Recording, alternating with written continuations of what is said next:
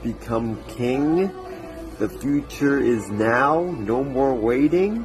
Macklin Celebrini is no longer the future of hockey. Oh no, Macklin Celebrini is now the face of the NHL, as evident by him being the cover of NHL 27. Respect his name, man. The Bay Area is now at the forefront of hockey. Like I've been saying, the validation of the revolution has been stamped. Yes, sir, man. This man is taking hockey to greater heights never seen before. This man is popularizing hockey. This man is making the Sharks to be the golden franchise of the NHL. We're going to be what Vegas is currently and what Florida is currently. Yes, sir. Jump on the bandwagon. The future is now, and it's extremely teal.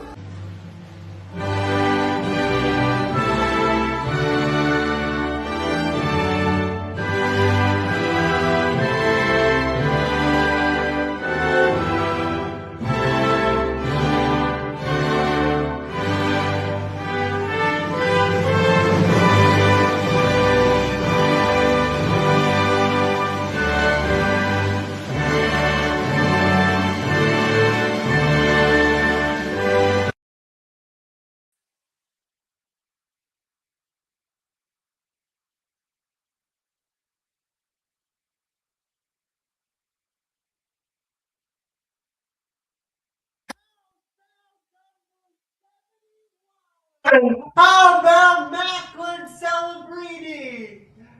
All the hype, all the buzz, all the stuff that I have said about this man on my back. Number 71, Macklin Celebrini. Everything that I've said has all been validated. It's been stamped. It's been approved. Macklin Celebrini, I always said he was the king. He will be the king of hockey one day. I said he's Simba waiting to be king. Well, guess what, ladies and gentlemen? Macklin Celebrini, Simba, a.k.a. that time is now. The future is now. The future is teal. And Macklin Celebrini is now, in fact, the face of the NHL. What a great moment. What a great day. Also, there are about 5 things that hockey fans everywhere look forward to every single year. First one being the start of the new season. The second one being, the All-Star game. The third one being the Stanley Cup playoffs and the Stanley Cup finals. The fourth one being the NHL draft and free agency period. And the fifth thing that everybody always looks forward to each and every single year is the NHL schedule release. I guess it's Christmas 2.0 in the National Hockey League, ladies and gentlemen, because the schedule right here has officially been released. I've been looking forward to this show all freaking week. And here we go, man. We got a dandy of an episode for you guys. We're going to celebrate. We've got the the cider, the fizzy drinks, the glass bottle. We got the glass cup. We had to make this great because the king gets the proper treatment. So here we go, ladies and gentlemen. Welcome to What the Teal Puck.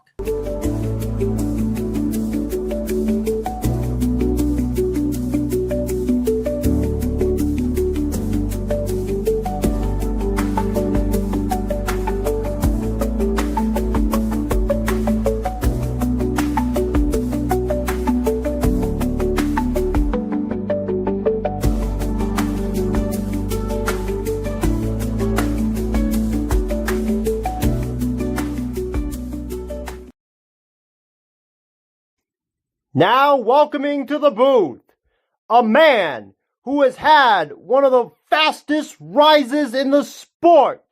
A man that once thought hockey was boring and that he would never ever follow the sport. And fast forward to now, he has been to 25 games in 2 years. And a man who is a staple and a fixture at the SAP Center in San Jose. A man whose hockey knowledge knows no bounds. A man who is one of the brightest minds in all of hockey. A man who could tell you about hockey from the start of hockey in the old days to now and tell you everything in between. A man who bleeds teal and bleeds teal only. Now welcoming to the booth, Isaiah Leong! Now welcoming to the booth. Used to guard the crease at killer speeds, had a glove that make them bleed. Switched to pads for the mic now, giving unfiltered truth, no facade. Now they listen close when I break it down for the entire squad. Got a killer slap shot on the analysis, put the biscuit in the basket with malice. Taking it top cheese with every take, no debate. Sealing the analyst's fate, pour my heart out, unfiltered and gratifying. Pour my heart out, unfiltered and gratifying, yeah!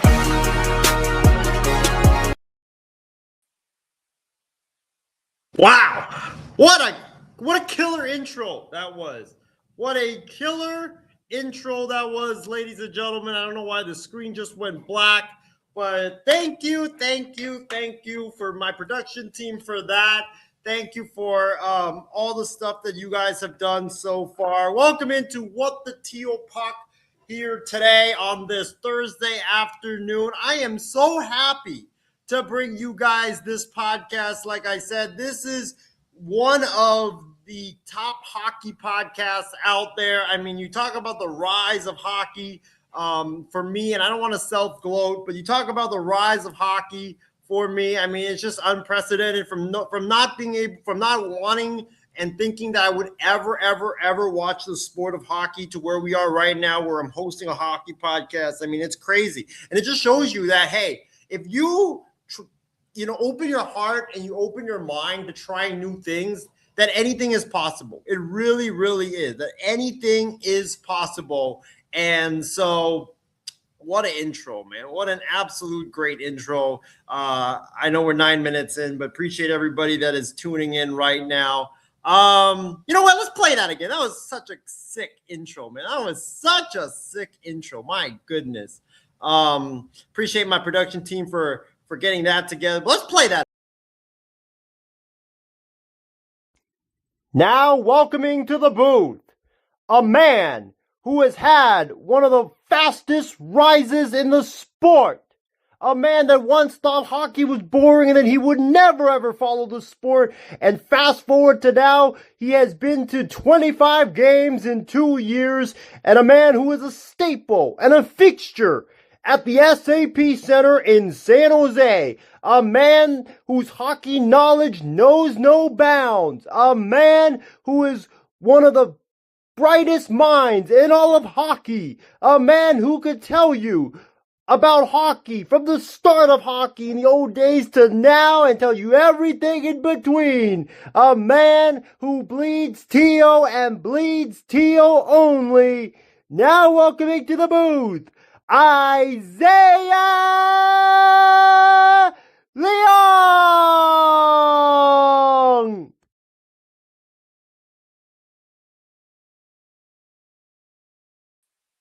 Appreciate everybody for that amazing intro. All right. What's going on, everybody? Like I said, welcome into a special edition of the What the Teal Puck Podcast. My name is Isaiah Leal, coming at you live here on this amazing Thursday afternoon. This is Hockey Christmas 2.0. So, welcome in, man. I'm glad that you guys are able to spend this special day with me. We're going to break down the schedule, which I have right here in front of me. But before we get into that, we got to talk about the amazing news that Macklin Celebrini is the face of hockey. He has been put on the cover of NHL 27. It's an amazing time to be a Sharks fan and a hockey fan in the Bay Area. We're going to get into some other stuff like how hot is Ryan Warsofsky's seat entering 2026-2027. We're going to break down what Sharks player do I think will have a big jump this upcoming season. We're also going to get into Shakir Mukhamadullin signing a 2-year extension with the Edmonton Oilers, what that means and what I think about that deal. And then we're going to get into some other stuff around the NHL, including Steve Yzerman being out in Detroit as their GM. Does that mean it's more likely now that Dylan Larkin stays there in Detroit? So if you guys like what you're seeing, smash that like button, share that everywhere, subscribe. And of course, we're going to have the chum line later on in the program where the fans get to chum in. And you like that, by the way, right? They get to chum in and they get to see or they get to voice their opinions. All right, let's get into the big news that dropped a couple of days ago. And why we are part of the reason why we are doing this podcast. The coronation has begun, ladies and gentlemen. Ladies and gentlemen, if you didn't hear it, if you were living under a rock, well, this man, number 71, on my back, Macklin Celebrini, was named the cover of NHL 27. Look at that beautiful golden cover right over there. Man, bravo, man. Bravo, freaking oh. He becomes the first San Jose Shark since Owen Nolan did it, or was the cover back in 2007, I believe. What does this mean? What does this mean for Macklin Celebrini? What does this mean for the Sharks? What does this mean? Well, first of all, put me front and center, guys. Yeah, that's better. Right there, you got the beautiful, amazing cover right there. But we got to celebrate. So, number 71, Macklin Celebrini, is now the king of hockey. There's no more talk about the future, 2 years, 3 years, patience. Oh, I've heard it all. Oh, no. There's no more talk about that, ladies and gentlemen. The future is now. This man on my back, number 71, Simba, as we called him. We've been waiting. I've been hyping it up for years. We've been saying, hey, this guy's going to be one day the future of hockey. This guy is going to be the best player in all of hockey. This guy is going to run hockey. Well, that moment is now. Simba has become king, ladies and gentlemen. Macklin Celebrini is now the face of the NHL, as evident by that.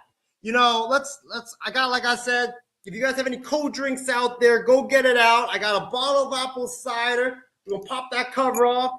Woo!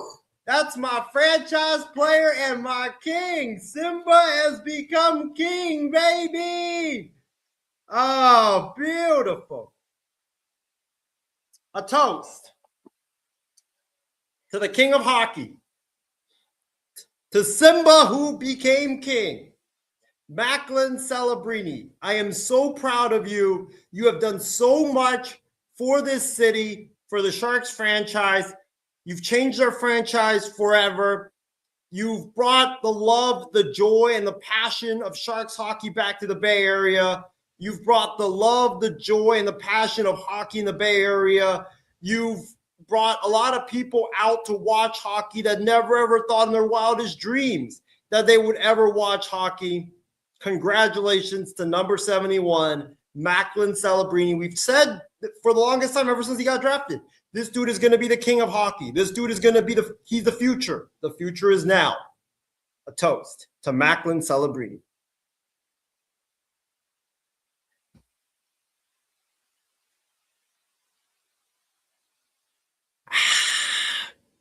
Beautiful. And yes, unlike other podcasts, we can drink alcohol on this show. But all right, let's get into what this means, guys. Let's get into it. With all the shenanigans aside, appreciate everybody for watching through that. You guys want to join the conversation? Go ahead and hit that link in the comments section. I have put the link in the comments on on YouTube. So if you want to join the chum line later on, feel free to get into it right there. We've got the link out right now as it's loading and loading and loading. All right. What does this mean?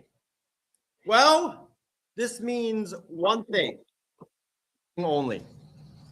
Macklin Celebrini, ladies and gentlemen, being named as the cover athlete for the brand new NHL 27 game for the upcoming year.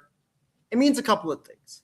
First of all, someone get me a PS5. Yes, that's right. I said it. Someone get me a PS5 and raise those funds for me to get a PS5 because, I have a PS3 right there down there.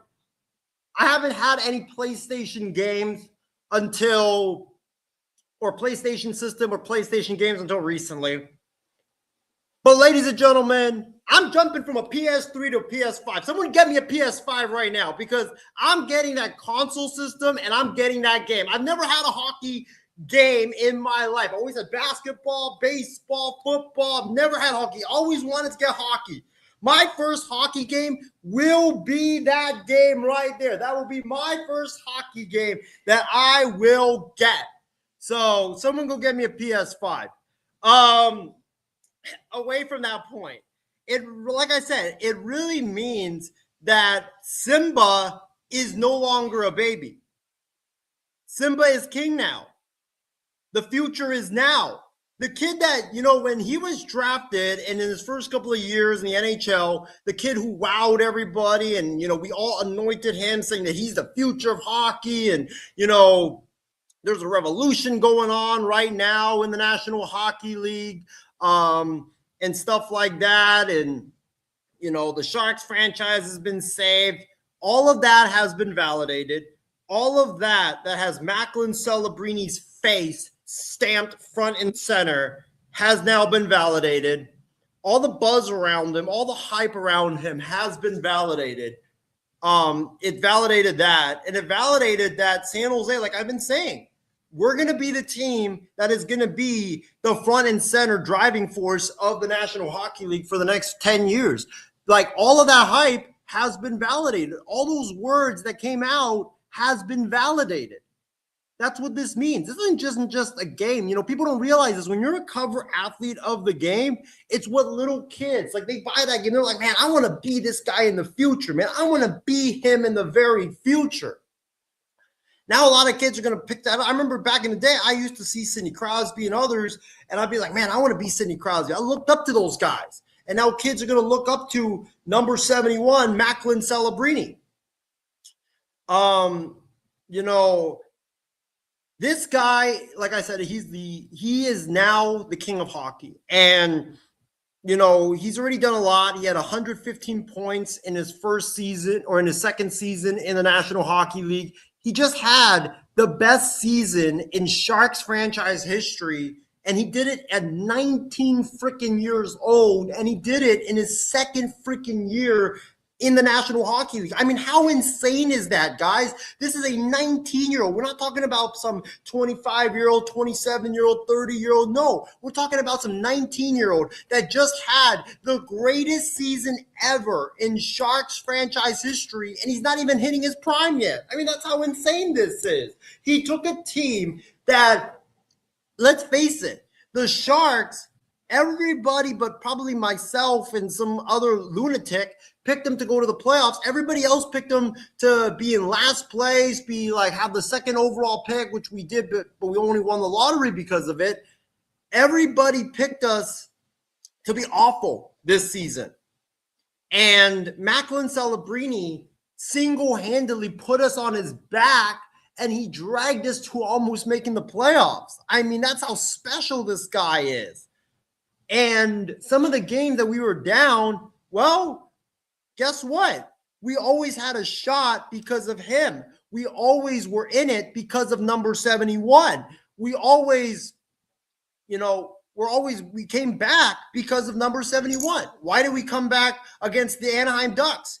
Because Macklin Celebrini late in the season against the Ducks, we're down by 1 goal, 30 seconds left in the game. You're thinking, oh, crap, we don't got a chance. But Macklin Celebrini goes LeBron James, Steph Curry, Superman mode and goes bang, ties the game, and then it makes a beautiful pass to Alex Wenberg later on with about 15 seconds left and ends up, giving us the game. Sorry, Callan, I just had to bring that up. That was probably the special game, the most special game that I've been to at SAP Center since I started following hockey.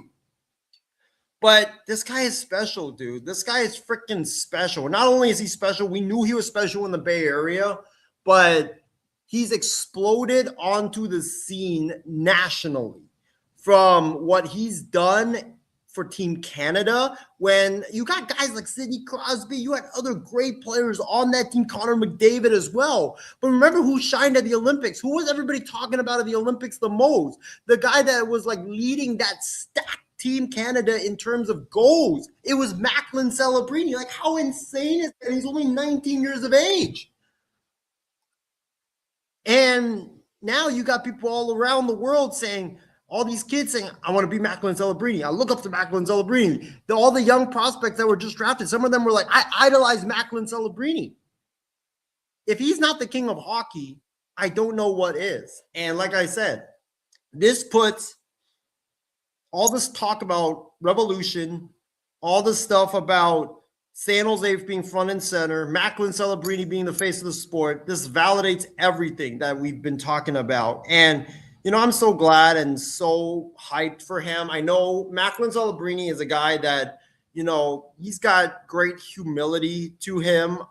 He has just, he doesn't like to talk about himself. He doesn't like to praise himself. But we're going to certainly do it because he deserves it. This man, I mean, just on the ice, special talent, the competitive fire, off the ice, just being so humble, being so genuine, just so nice. I mean, ladies and gentlemen, I'm forever grateful to Macklin Celebrini. In his rookie season, I was able to get this photo with him right there. I was able to get that photo with him after the game. He was just so nice. He was signing for everybody. He took the time to, despite the fact that the Sharks were having to travel the next day. The guy cares about the fans, and you really don't see a lot of that from a lot of star athletes. A lot of them have a lot of big egos. A lot of them are just like, whatever, I care about the money. I don't care about the fans. This guy genuinely cares about the fans. He wants to make it a great experience for the fans. And that makes him even more special than what happens on the ice. So, Macklin, thank you so much for that picture. Also, I do want to say this. Once again, toast to you, Macklin. I do want to also put this out there. Bang, right there. Simba has become king, man. Simba has become king.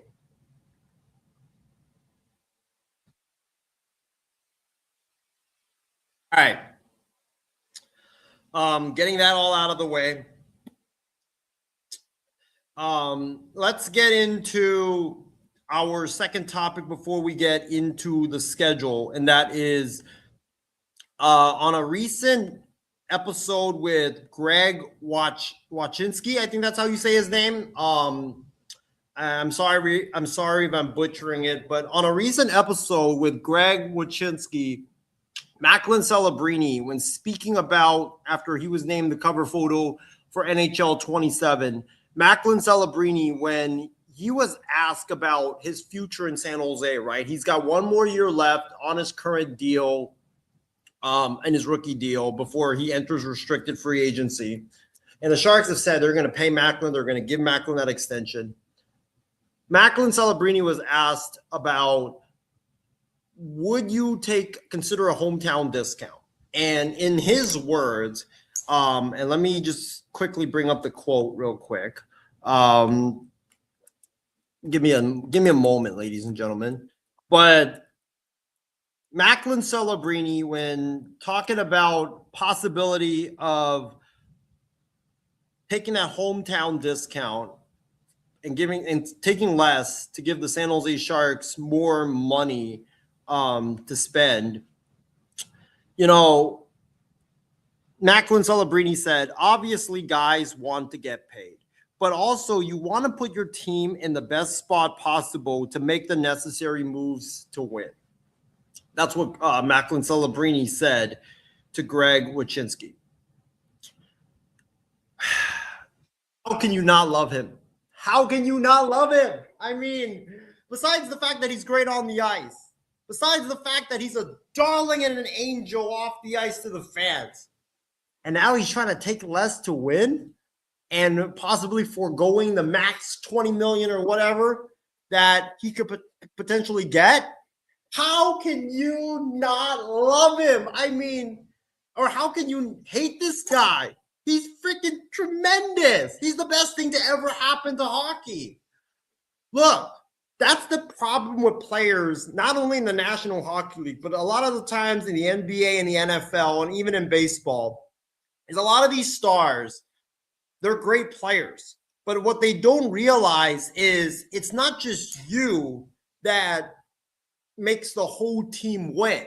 It's about, there's a reason why you play team sports. It's all about the team. T-E-A-M, like the GOAT Bill Belichick once said in the NFL. It's all about the team. Why does Tom Brady have 7 Super Bowls to his resume? Because if you look at the contracts that he consistently took, it was like market value, but it wasn't the most amount of money that he could have gotten. He would take pay cuts to help the Patriots build out teams and put together great teams around him.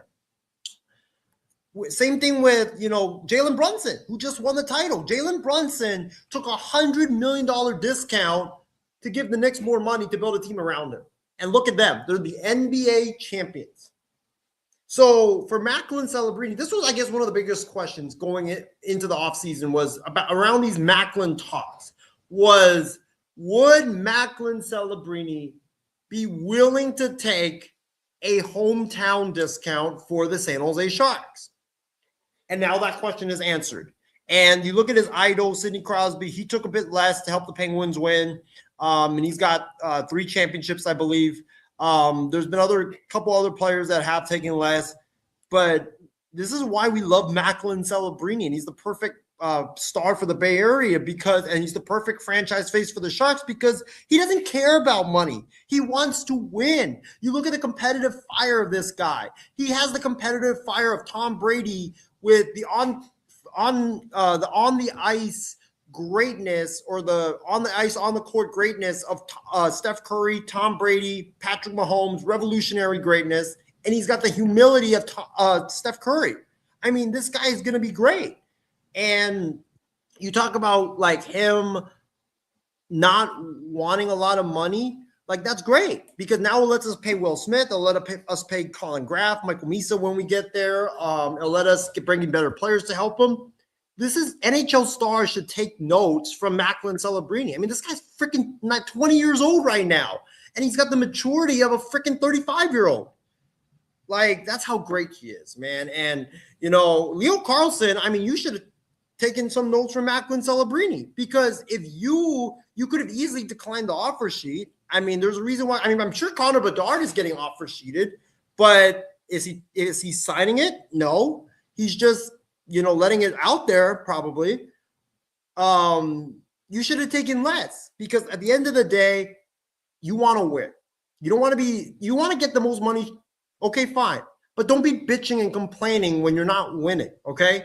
Like, that's why Leo Carlson should have taken Macklin Celebrini's advice and just say, hey, let me take a little bit less so I can help out Cutter Gauthier, Beckett Seneca when that time comes, and just take a little bit less and not sign the offer sheet.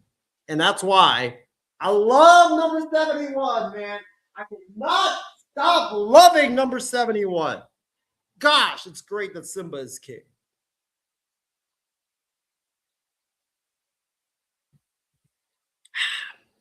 All right. We're 31 minutes into the program. We got some comments into the business, ladies and gentlemen. Oh, right here. My guy, Callum McClurg, he says, Tony Gwynn. Yeah, Tony Gwynn took discounts with the Padres. That's why Tony Gwynn is beloved in San Diego as well. All right, let's get into the schedule. By the way, you guys want to get into the chum line? Link is down there. Probably going to save it for in a little bit. We'll make the announcement. All right, let's get into the Sharks schedule, ladies and gentlemen. The schedule's out. Hockey Christmas 2.0 is officially here. Let me just put that banner out there right now. But yeah, the Sharks 2026-2027 schedule is out, and there's a lot of like really good games and really good events that you're going to see here at the SAP Center. The Sharks also announced today that they're going to have some of these theme games, as you guys can see right there. The season premiere.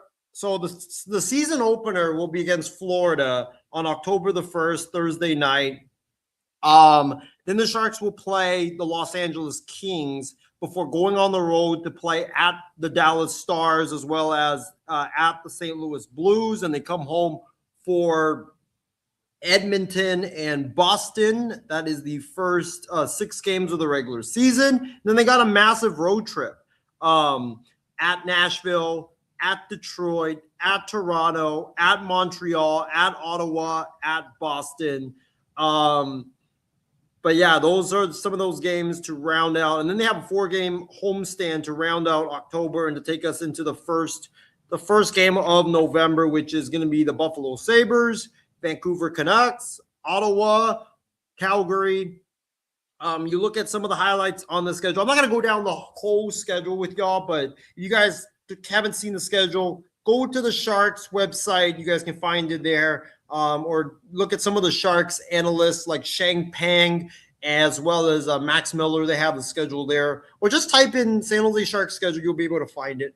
Some of the highlights, at Anaheim for Wednesday, the Wednesday before Thanksgiving at 6:30. Then they play the day after Thanksgiving. They've got a Black Friday game against Vegas in San Jose, which that's going to be jam-packed at the SAP Center. Then, you looked up and down, you've got after Christmas against Vegas. So we're playing Vegas after Thanksgiving and after Christmas, which is crazy. So if you want a late Christmas present, come on down to the SAP Center for the Golden Knights, which we will probably be neck and neck with this upcoming season. You got some games against LA at LA December the 9th. You've got, a great 5-game stretch, which you got Los Angeles in San Jose, Canucks in San Jose, December 11th, December 14th. You've got the Vegas Golden Knights in Vegas, at Vancouver, and at Seattle. That's a great Pacific Division 5-game stretch or 6-game stretch right over there. That's going to be a lot of fun. Can't wait for that. The Sharks do have a game on New Year's Day, actually, against the Philadelphia Flyers. They then play a back-to-back against the Toronto Maple Leafs, which will be so fun. But you look up and down the schedule, they've got some late games. If you look at it, you've got at Anaheim on March 22nd, which I think will have a lot of implications to that game potentially. And then you look at the way the season ends, right? March 31st at Edmonton, April 3rd at Vancouver. St. Louis the Blues play San Jose on April the 4th. The Minnesota Wild play at SAP Center on April the 8th, and then the Sharks close out the season on April the 10th with Anaheim, that game is going to be insane. That game might be on national TV because it could have a lot of implications when it comes to playoff spot potentially, as well as the division as well. So some of the games that I'm looking forward to. Let's talk about the season opener at first. I'm shocked that the Sharks drew the Florida Panthers to kick off the season, because I really thought that it was going to be like LA, it was going to be Vegas, it was going to be, Anaheim, because both of those two teams are, the way the trajectory of those two teams are, they're on like a collision course. It feels like for the next several years for supremacy in the West. I thought we were going to draw one of those teams, maybe Nashville, given like how neck and neck it was down the stretch, or maybe Chicago with Connor Bedard, maybe Edmonton. You want to see Macklin versus McDavid. I'm shocked we got Florida, just because it's such a weird matchup, because you got one on the West Coast in California, the other one in the East Coast in Florida. We don't really have any beef with the Florida Panthers. We've always respected them. We've always had, the only beef I can really think of is that goalie fight where Nedeljkovic ran in when we played them back in last year. But that's going to be a great game, just because, look, the NHL, like I've been saying, knows that the San Jose Sharks are that franchise for the next 10 years. Florida has been the cream of the crop. They've been that golden goose for the last couple of years before last season. They are the standard in the National Hockey League. So you got the up-and-coming Sharks versus the team that they aspired to be, that is the golden standard, with you got Celebrini, Smith, Misa, Graf, Stenberg's debut potentially in that game, versus the Kachuk brothers playing together for the first time. No Sergei Bobrovsky now in the net. That's going to be a very interesting game. It's going to be a good opportunity for these young Sharks to say, hey, we can send a loud statement to the rest of the world that, hey, we can play with anybody and we can play with the top in the National Hockey League. So that's going to be an interesting matchup. I'm very shocked that they gave us Florida, like I said, but hey, looking forward to that matchup. It's a great opportunity to send the message that we belong in the top tier of the NHL and validate even more hype about the San Jose Sharks. Like I said, some of the other games I'm looking forward to. I think my strategy for this year when I go to games is going to be, I want to go to games against teams that I haven't seen, right? I've been to 25 games in 2 years, as you guys know. So this year I want to go to some games against some teams that I don't really know or haven't seen before. Like, I haven't seen Colorado, I don't think. I haven't seen the New York Islanders. I don't believe I've seen the Winnipeg Jets. I need to get a map of the NHL teams and just map out hey, which teams have I seen, which teams I haven't seen. But other games to look forward to, obviously the games against LA, November the 4th. You've got, or that's in LA, but LA, October the 3rd. That's going to be a great battle to start the season. You can send a message to LA that, hey, your time has passed, that it's our time now. Especially if you could start 2-0 against Florida and LA, that would be a tremendous statement sent to the rest of the National Hockey League. But, I think some other games, Vegas, obviously, because if we want to be on Vegas's level, we got to beat Vegas to be on their level.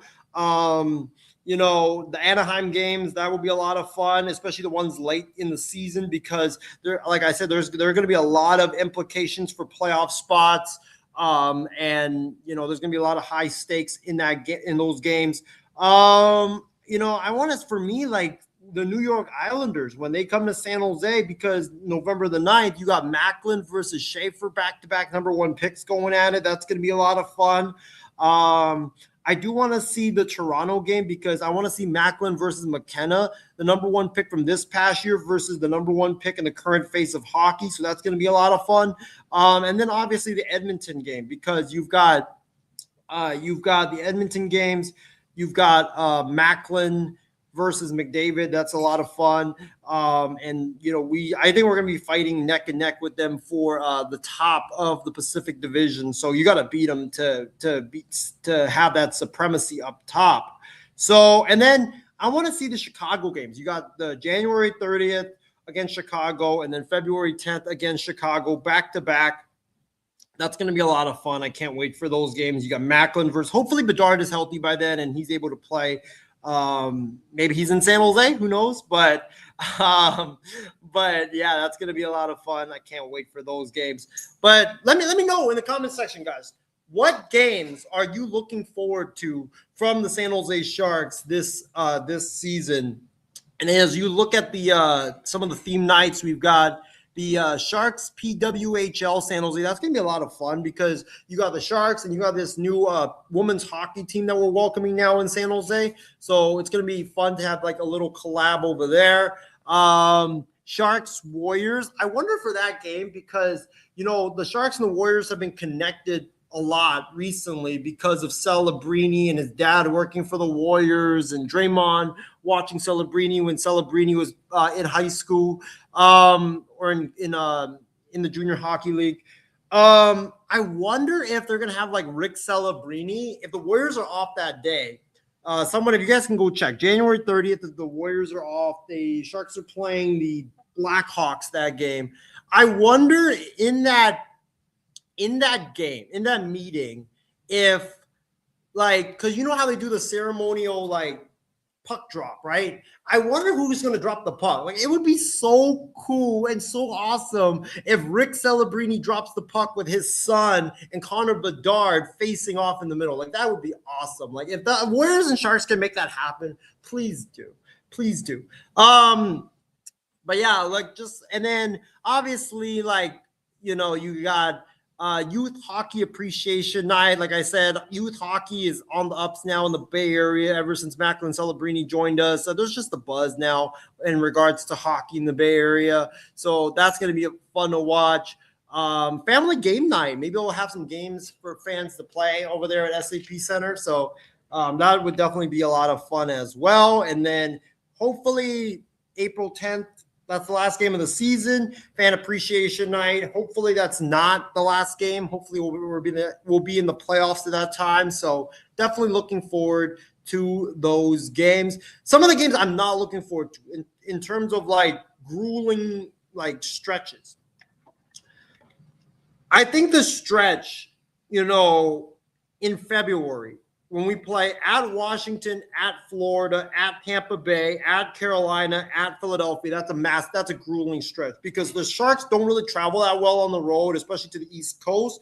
And you're playing five teams in a span of about 9 days that either were in the playoffs last year, either won the cup last season, or they were on the heels of making the playoffs. That's going to be a tough schedule, that stretch in February. I also think that you look at the Florida and Los Angeles. Even though I'm excited for that stretch, that's a very tough stretch as well because you got the Florida Panthers who are the standard in the National Hockey League. You got LA who's been the standard. You got to send a message if you want to be who I think the Sharks are capable of being and become this top team and make it to the playoffs. You got to send a message in those two games and get off to a hot start. We've been 0-6 for the last 3 years or whatever it is. You got to stop that. That buck has to stop right there in the first two games of the season. And then some other grueling or some other stretches that, kind of makes me wince is, I want to say the Anaheim, Vegas, Colorado stretch from November 25th, November 27th, November 28th with Thanksgiving sandwiched in the middle. Ducks are going to be a huge game with the potential implications in the Pacific Division and in the West. Vegas is going to be a huge game with the implications of the Pacific Division in the West. And then Colorado, we know what they did last regular season when they won the President's Cup. So those are some grueling stretches to watch out for the Sharks. And then also like the back-to-back games, March 22nd, March 24th against Anaheim, at Utah. Those are going to be some massive games for the playoffs, as well as Colorado and Edmonton. Those are going to be some massive games for the playoffs if we end up getting that far. So that schedule breakdown of the San Jose Sharks, I cannot wait for it. All right, let's get into our next topic. Let's actually get into some comments because I think I'm losing my voice here.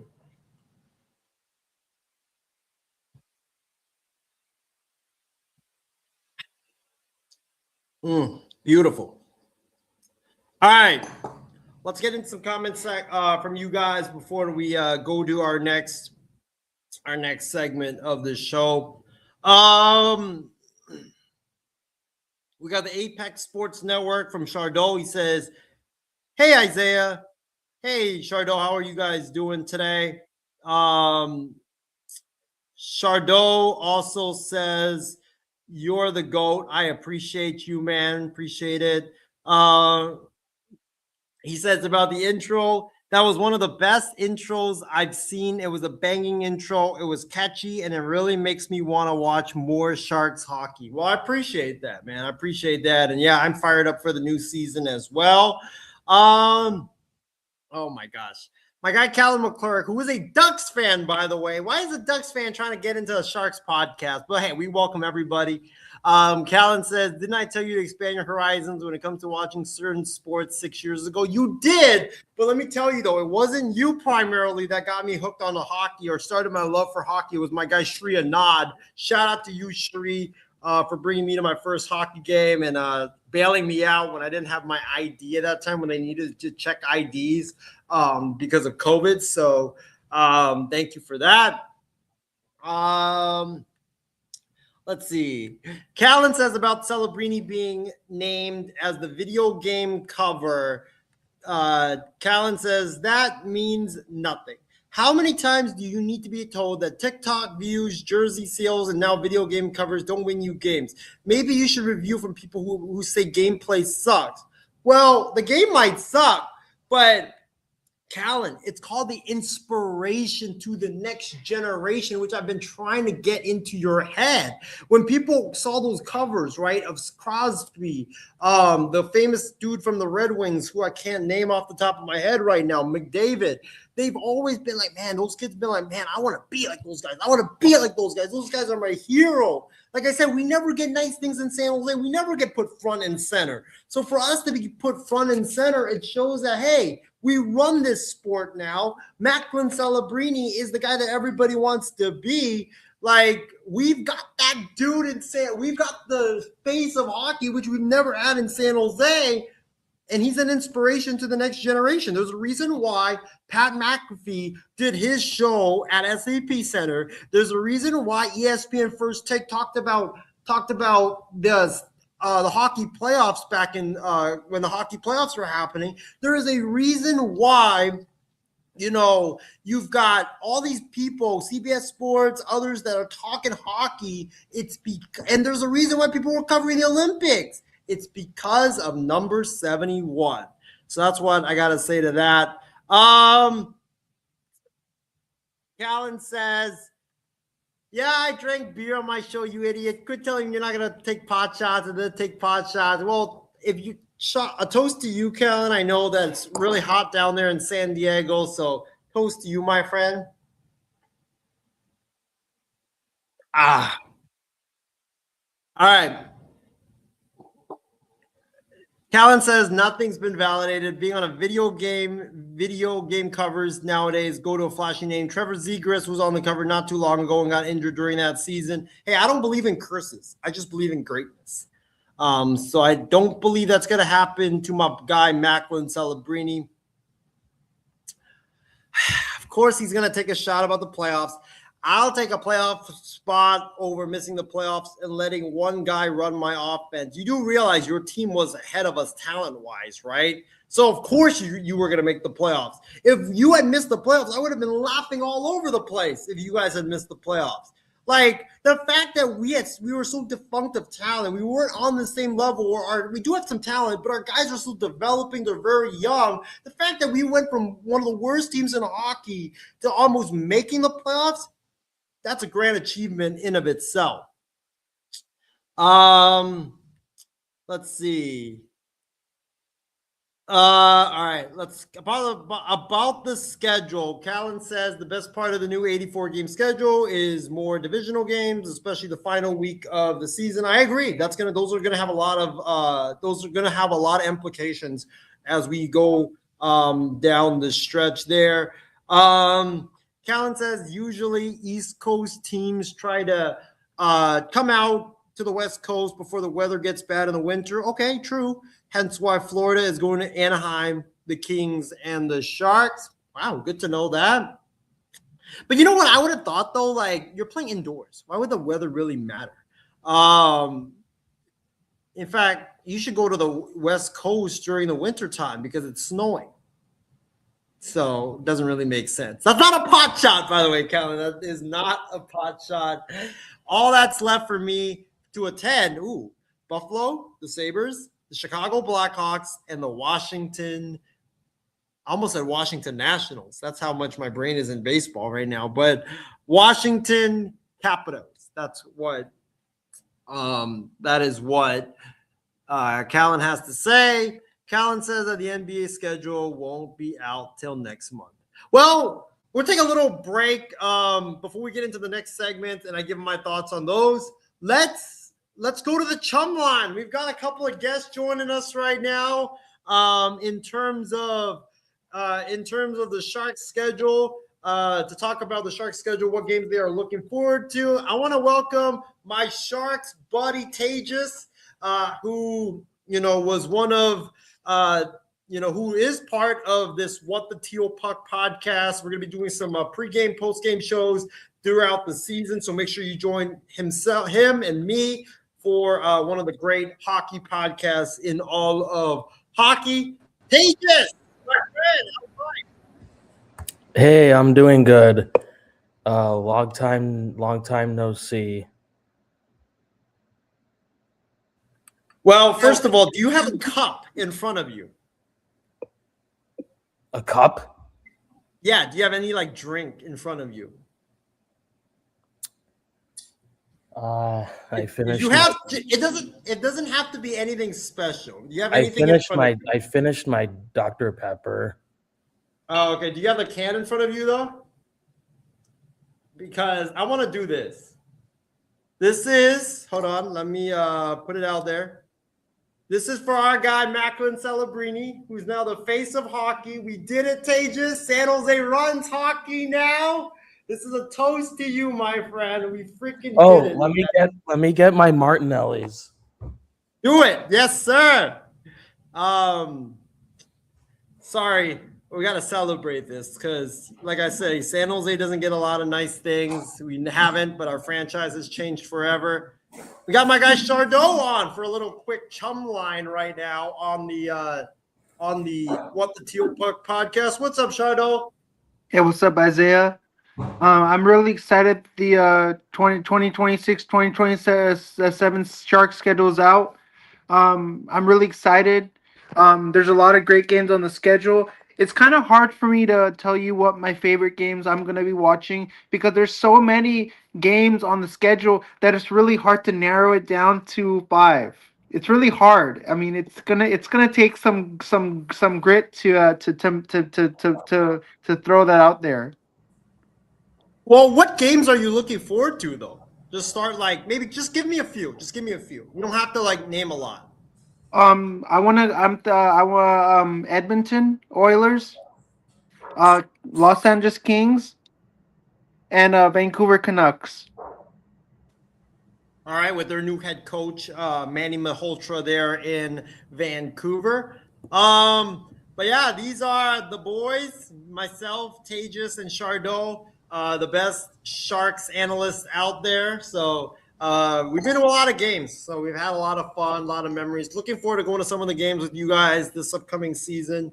What are the games that you are not looking forward to, though, Chardot? I don't know which game. I don't know which games I don't want to go to. I don't know which Or like, games what are the hard games for the Sharks? Let me put it that way. It's kind of hard to say that because I don't know which games are tough. Like it's really hard to say which games are tough. That's a really difficult thing to do. All right, Tejas, you ready? Chardot, if you have a cup, bring it out here. A toast to Macklin Celebrini, face of the NHL, our leader, our franchise star. Simba has become king, guys. Let's go, man. How about them Sharks?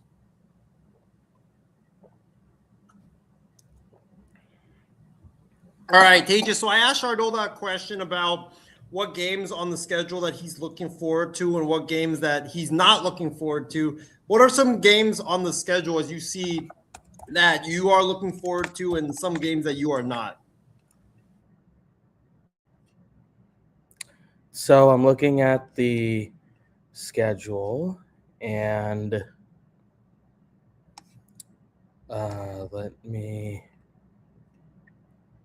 look here and see. I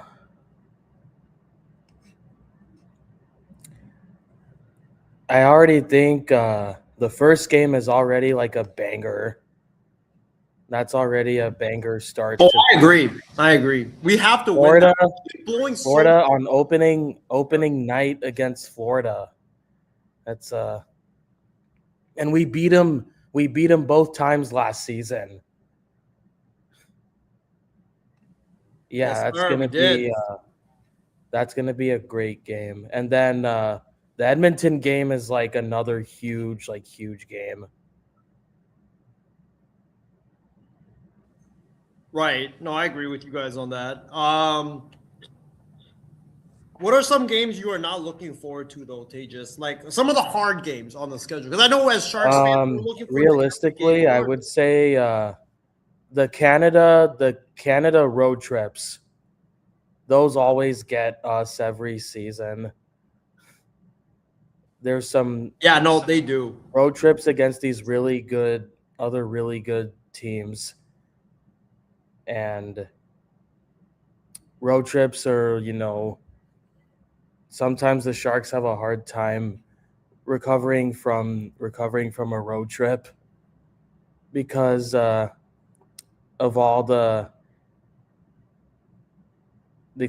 stuff that they endure during these hard games.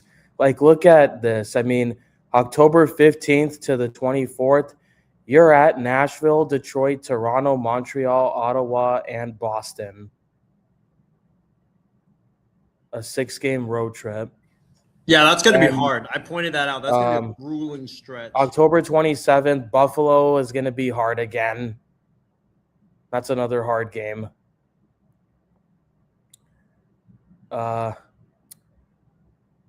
Because we lost to them, 5-0 in March? And I was at that game, too. It was awful. We lost to the Sabres 5-0. And we play them early in the season, so that's going to be a tough game. Other games I'm not looking forward to, probably oh boy.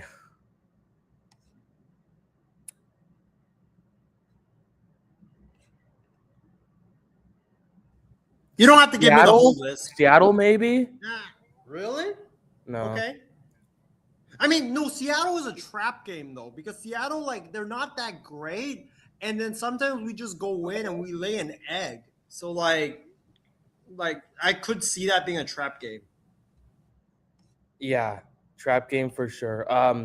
Any of the Golden Knights games, I never really look forward to. Well, I look forward to them, but we never get the result we want. I hope that changes this year. I hope we can beat Las Vegas. Well, I hope for that Anaheim game on the 25th, Wednesday, the day before Thanksgiving, instead of having turkey for Thanksgiving, we might be having some roast duck, if you know what I mean. Yeah. But yes, sir. But Tay, just let me have you wrap it up really quickly because I do want to get into some of the other topics before we close out the show. What are some other last couple games that you have that you're not really that you're oh, this is gonna be hard for the Sharks? Oh, probably. Let's see.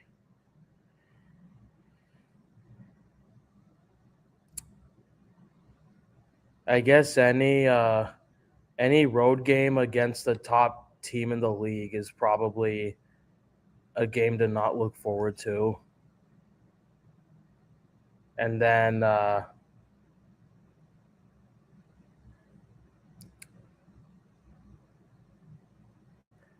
games, I'll go back to games that I am looking forward to. I'm probably looking forward to let's see. In January we have like a 6-game homestand. That's something to look forward to. We host a bunch of East Coast teams, so that'll be something to look forward to. I always look forward to the Kings games. Don't you? That's like Giants Dodgers, but not a lot. Giants Dodgers. It's like Giants Dodgers games. But all right. Well, Tejas and Chardot, I'll have you guys come back later on because I want to get to some of the other topics, but I'll give my thoughts. Tejas, so I don't agree. When all it looks like Chardot dropped out, but yeah, Tejas, good seeing you for right now. I'll let you on later on in the show. All right. No problem. All right, man. All right, so let's get into some of the other topics before we close it out tonight. All right. So the next topic we're going to get into is what Sharks player. You guys can comment down below. We are gonna have the chum line back towards the end of the show, so make sure you guys stay tuned for that. All right, what Sharks player do I believe? Or let's actually, before we get into that, let's get into Sharks development camp and what I saw from it, what I was impressed, my biggest takeaways. All right. So I think for me, my biggest takeaway from Sharks development camp is that the hype around Ivar Stenberg is extremely, extremely real. I mean, this dude is nifty. This dude is filthy. I mean, he had some really good moves in terms of the drills. I know it's drills, whatever.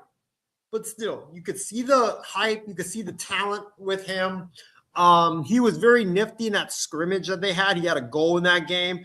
He was just so nasty. It was great to see him. So I can't wait to watch him this upcoming season because, the talent is just special there for Ivar Stenberg.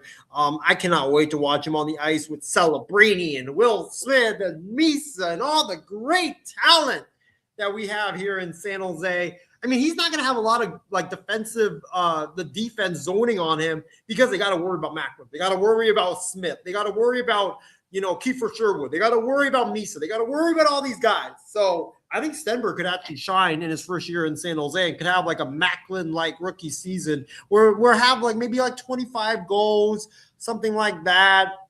Maybe 70 points, something like that, and be rookie of the year. So Stenberg shined. He was terrific.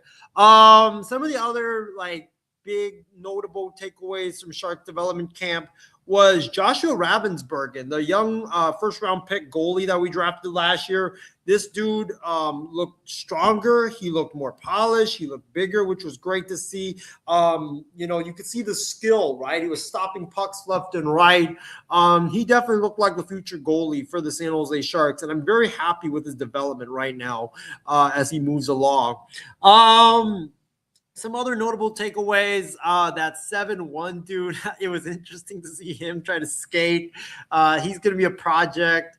If he turns out to be a great NHL player, I mean, shout out to the Sharks development staff because, with his size, his weight, you don't really see that type of specimen in the NHL. So it's going to be interesting to see that in terms of how he does, but he was all right. I'm not going to lie. He was all right. Landon Marlowe, the son of Patrick Marlowe, he looked really good in a lot of the drills out there as well as that scrimmage. There was a hat trick in the scrimmage as well. Ryan Lynn, it was good to see him on the ice. I mean, everybody talks about how fast he is, and oh my gosh, that dude is blazing fast. He is blazing fast. So I can't wait to see how he does at the University of Denver this upcoming season and see how he develops along the way. Keaton Verhoff, let me tell you this, he looked NHL ready. And I don't want to jump the gun. I know Callan's going to be like, if he might be watching, he might be like, Isaiah, you got to have patience. Macklin Celebrini showed you don't need patience. Did you see the jump from last year to this year or the year before to last year? We don't need patience. So he looks like he's NHL ready, but I still won't rush him, though, just because you do have guys like Trouba. You do have guys like Darnell Nurse, who you have for the next couple of years. Let him properly develop. Let him take his time and see where he goes. And I think he'll be a special player because of it. All right. So that was my recap about camp.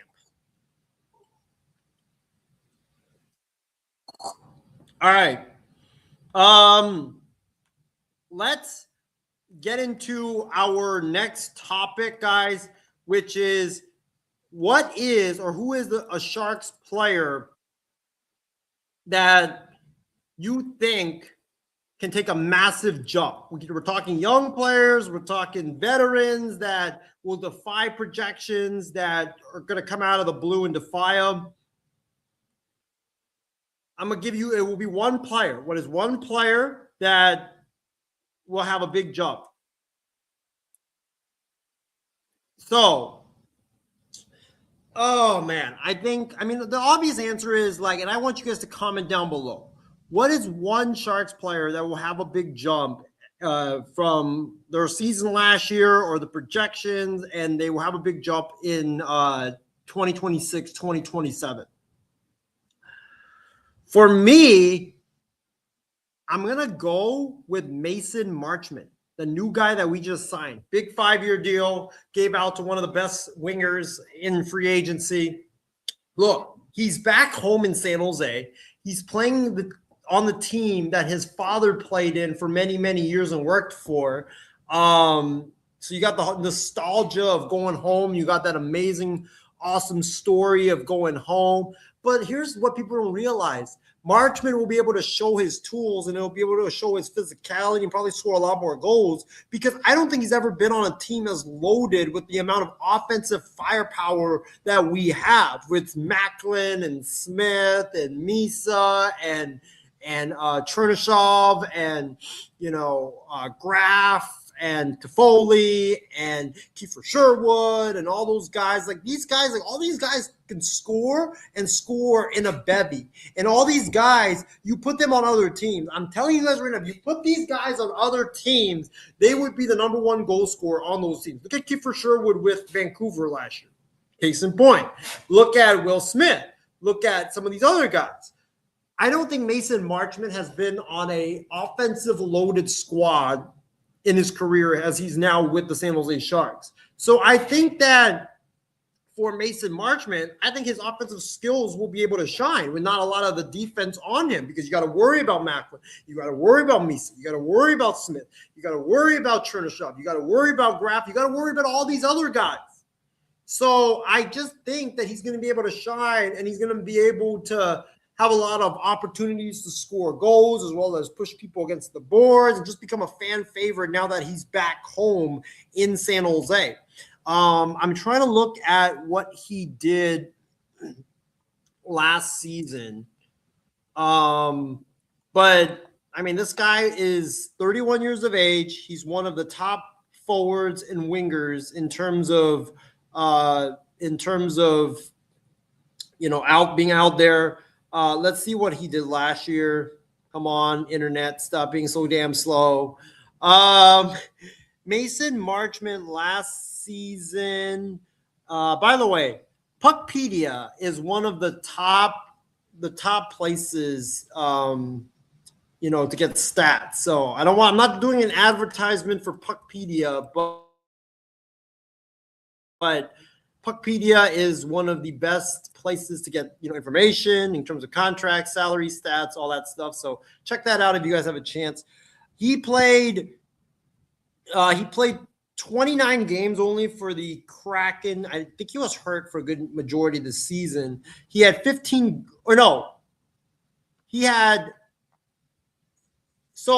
played 68 games. He had a total of 19 goals with 26 assists, and he had a total of 45 points in the 2 seasons, or in the entirety of last season. So I think he's going to have more than that. I mean, he had how many goals? 20 goals last year. I could see him finishing with 30 just because he's on that fire, like just a team loaded with firepower. I could really see that he finishes up with that. So for me, my player that I will say will have a big jump is going to be Mason Marchment, our free agent acquisition, and he's going to live up to year 1 of his new deal.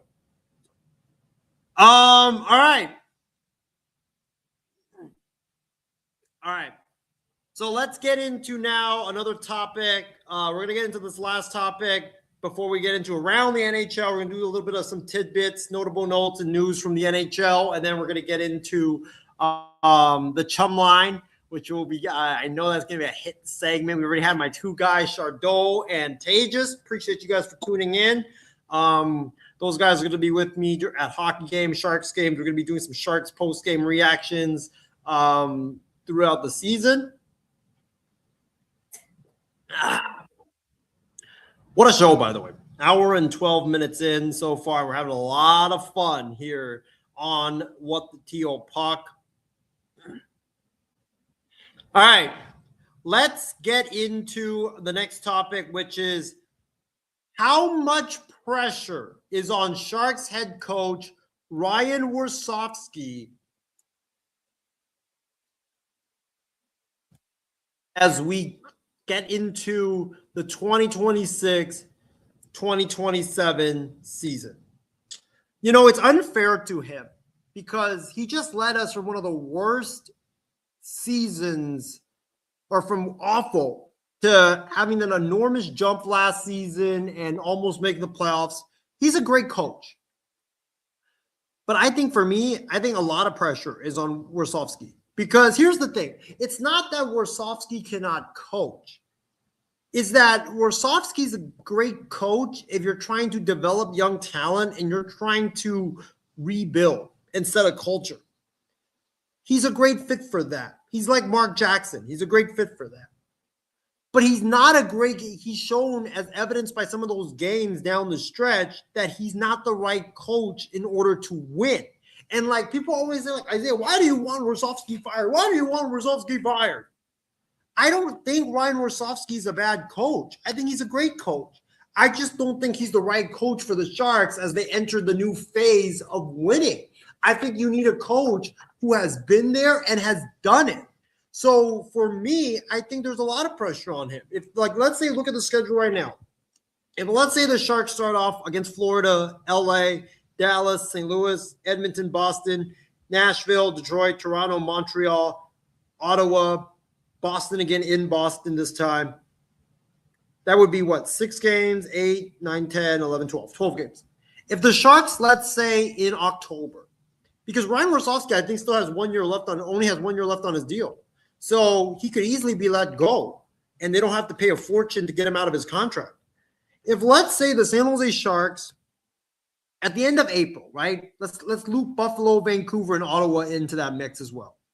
If the San Jose Sharks are sitting here at, let's say we're sitting here after the first 15 games of the season at 4-11. I think he's gone. I think if we're sitting here obviously at 3-12, I think he's gone as well. I think if we're sitting here at 7-8, the pressure is going to be hot, but I think he'll be staying. But if he gets off to a bad start, I think he's going to be gone, because Mike Grier has already made it emphatically clear with his moves in the offseason that this is a team that, hey, screw the rebuild. The rebuild is over. It's time to win now. We're winning now. It's time to push for the playoffs. That's the goal of this team now. You know, Mike Grier said at his press conference at development camp, saying, like, why did he make the moves for Jacob Trouba and Darnell Nurse? He made the moves because he wanted this team to improve. Well, what's the improvement from barely making the playoffs? It's to make the playoffs. So if you get off to a bad start, which the Sharks have done for the last couple of seasons, he's going to be gone. And I know it's not fair to Warsofsky. He did a great job for us last season. Shout out to Ryan Warsofsky, but he's a great coach for a rebuilding club. I don't know, and and I hope he proves me wrong. I don't know if he is the right coach for us to win. And that's what I'm going to say. And I will say this as well. If Colorado gets off to a bad start, I could see Jared Bednar being let go. And it would be like an Alex Cora Philly situation where Cora got let go and Phillies called him before firing Rob Thompson. And in a matter of a week, he might have taken the job if he didn't want to stay home with his kids. Bednar might be in San Jose by November. Just saying. All right, so there is a lot of pressure on Warsofsky. But he has to get off to a fast start. That's what I'm going to say. The Sharks have to get off to a fast start here in 2026, in 2027. Let's look at some of the comments. Callan says, yeah, only because I told you about Puckpedia. Well, hey, you gave me a great reference. I appreciate that. I appreciate you, Callan. Also, Callan says, the same coach you wanted fired after the first 3 games of the season last year? Because did you see the games that we blew? We should have started 3-0. We shouldn't have started 0-3. We were in all those 3 games. It's just that we made stupid lapses down the stretch to cost us all 3 games. So, yeah, he should have been fired last year with the way that we played down the stretch of those 3 games. Callan says, you can factor in the overtime and shootout losses too. This isn't MLB. Well, yeah, if we start in the first 15 games, if the San Jose Sharks start 2-8-5, or if they start,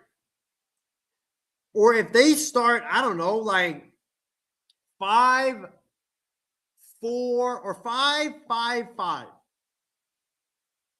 Could we see him being fired? Maybe. I mean, if the goal is making the playoffs, you can't get off to a bad start. All right. So let's go around the NHL now, folks. You want to chime in?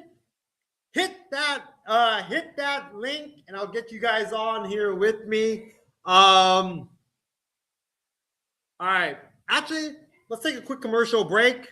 Let's take a quick commercial break. I need to get some water. I'm losing my voice right now. But let's take a quick commercial break, folks, before we get back here with this podcast here tonight. Let's take a quick commercial break, and then we'll go around the NHL as we take a quick commercial break.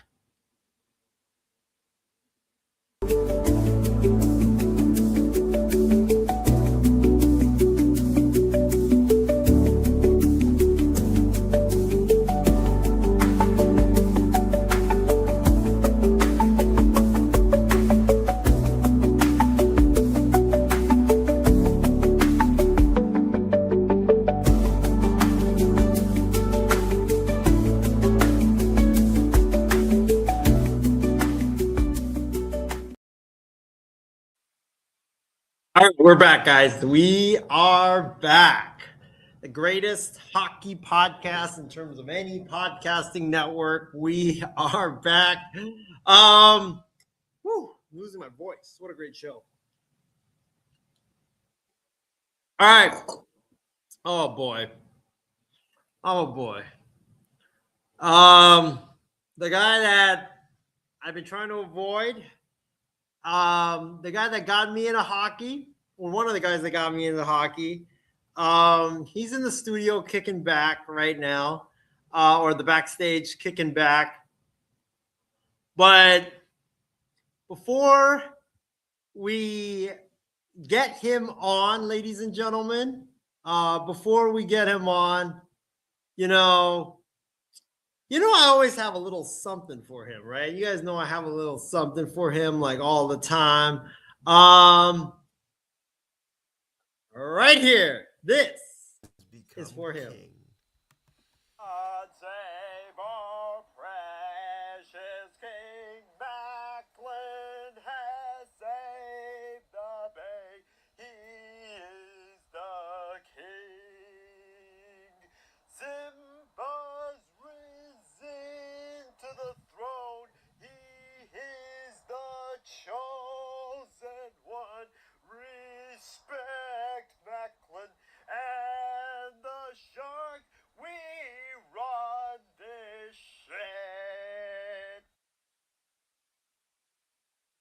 shit. Use the profanity in the end. But ladies and gentlemen, let's welcome him. Welcome him in. God damn it, I did it again. But let's welcome him into the show. The guy that's been covering hockey for 25 years. Let's welcome him into the show. A toast to you, Callan, even though I have this empty cup. How about Macklin Celebrini, and how about the San Jose Sharks? What's up, Callan? Nice goals baseball shirt you got, or baseball jersey you got there. Yeah, you say no pot shots and you pull that shit right there. So again, quit lying to me. Well, there was one that I really wanted to pull. Quit lying to me. All right. How's it going? Welcome to the Chum Line. How's it going? My air conditioner's broken. That's all I need to say. Yeah. At least your power's back on, though. Oh, we'll see for how long. True. Now we have more fires burning down here, sadly. I saw the videos of that train. Yikes. Prayers go up to all those people affected by the fires, by the way. Anyways, I don't know where you want to start. Where do you want to start, and where do you want to chum in about? I don't know. Where do you want to start? I thought you were going to talk about Steve Yzerman. Oh yeah, good. We don't have to talk about Celebrini. Hallelujah. Yeah, anyway. Owen Nolan got hurt at the photo shoot in 2001 because nobody sharpened his skates. But it's a new age. That was like 2007. Isaiah, it doesn't matter. The curse is something that you better not be trolling or trying to say it doesn't happen when it's happened before. Hey, you know why I don't believe in curse? Because I believe that I will deflect the curse away. Yeah, and you're a jinx. So there you go. Macklin, by the way, Macklin did get hurt in that first game that I went to. That preseason game against Utah. He got a shoulder injury. And he had a hip problem the whole first year he was with the team. Yeah, that's right. All right. Before we get into Steve Yzerman, I know the schedule came out. Is there any games that you're looking forward to on the Ducks set? I know I did a whole breakdown of the Sharks schedule. I know that we don't play you guys until November 25th, the day before Thanksgiving. We play you guys, at Anaheim on March 22nd. Yeah, but I think though what I remember hearing, guys, is that at least with the 84 games, I think now we have a blueprint in place where you play the other 7 divisional opponents, I think, in equal time now, where you're no longer playing right.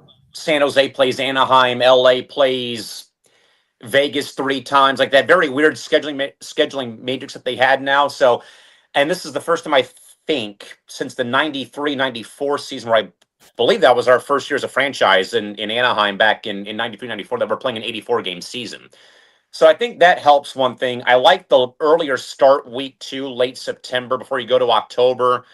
Like I said, usually a lot of times that you'll get an East Coast team to come out here like in October before the weather gets really bad back east where the travel gets out of control. So yeah, and plus, this is the case you were talking about, though, that you go on that Eastern Canada road trip. That's how every team operates when they come out here. So you'll play the Sharks, the Ducks, and the Kings all in one road trip. So that's nothing new. Us playing our expansion partners with Florida for the first home game after we have a playoff rematch in Vegas the night or 2 nights beforehand. I was hoping it would have been like roles reversed, where that would have been the home opener. But given the fact that we had lost to Vegas on home ice last year in the postseason, but I think, though, good to kind of get that sort of like rivalry restarted, I guess, game 1. Playing your expansion brethren is always cool. Then you get another playoff rematch with Edmonton that Wednesday. So the first 3 games out of the box, though, Western Conference runner-up, Eastern Conference juggernaut, team you knocked out in the first round last season.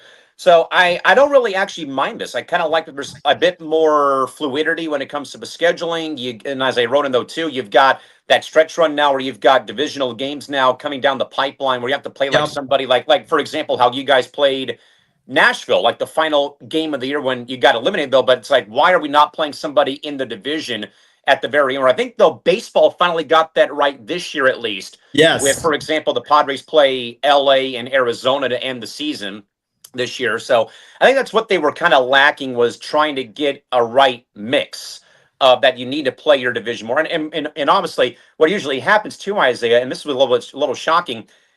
Normally the first, I'd say, week or 2, you're usually reserved to maybe divisional opponents or somebody close by, not having a team come all the way from the East Coast to play. And I even looked at the Panthers arena schedule. They have nothing going on until their home opener until the 10th. So I think the league just said, we want to get some of these teams out here away from the, when the weather does change, though. But I mean, we're going out to, the East Coast like in January or February, what have you. Yeah. But I'm all for it. I think, though, too, I think especially, I think, trying to capitalize on the American sports fan base before football gets going. I know that it will be kind of going by that time, though, but you can kind of capitalize on that. And also, more importantly, finally shortening the preseason. Hallelujah. Well, I don't know if you looked at the Sharks schedule, but is there any games that I should be like wary of? Or I know I pointed out that, I don't know if you saw my boys on the show with me earlier, but we were pointing out, I think, a stretch in February, I think it was. Yeah, where it was at Washington. At Washington, at Florida, at Tampa, at Carolina, at Philadelphia. That's going to be a stretch where you're like, shoot, that's going to be tough because Sharks never really travel well to the East Coast. Plus, you have all these teams that either won a Stanley Cup last year, like the Carolina Hurricanes, or you have, like, in the case of the you got Florida, you've got Tampa, who is always tough. You got Philadelphia, who made the playoffs last year. You got Washington as well. That, hey, Ovechkin's back. There's gonna be a lot of hype there, and they almost made the playoffs. So, I mean, that's gonna be tough for us. But also that Vegas.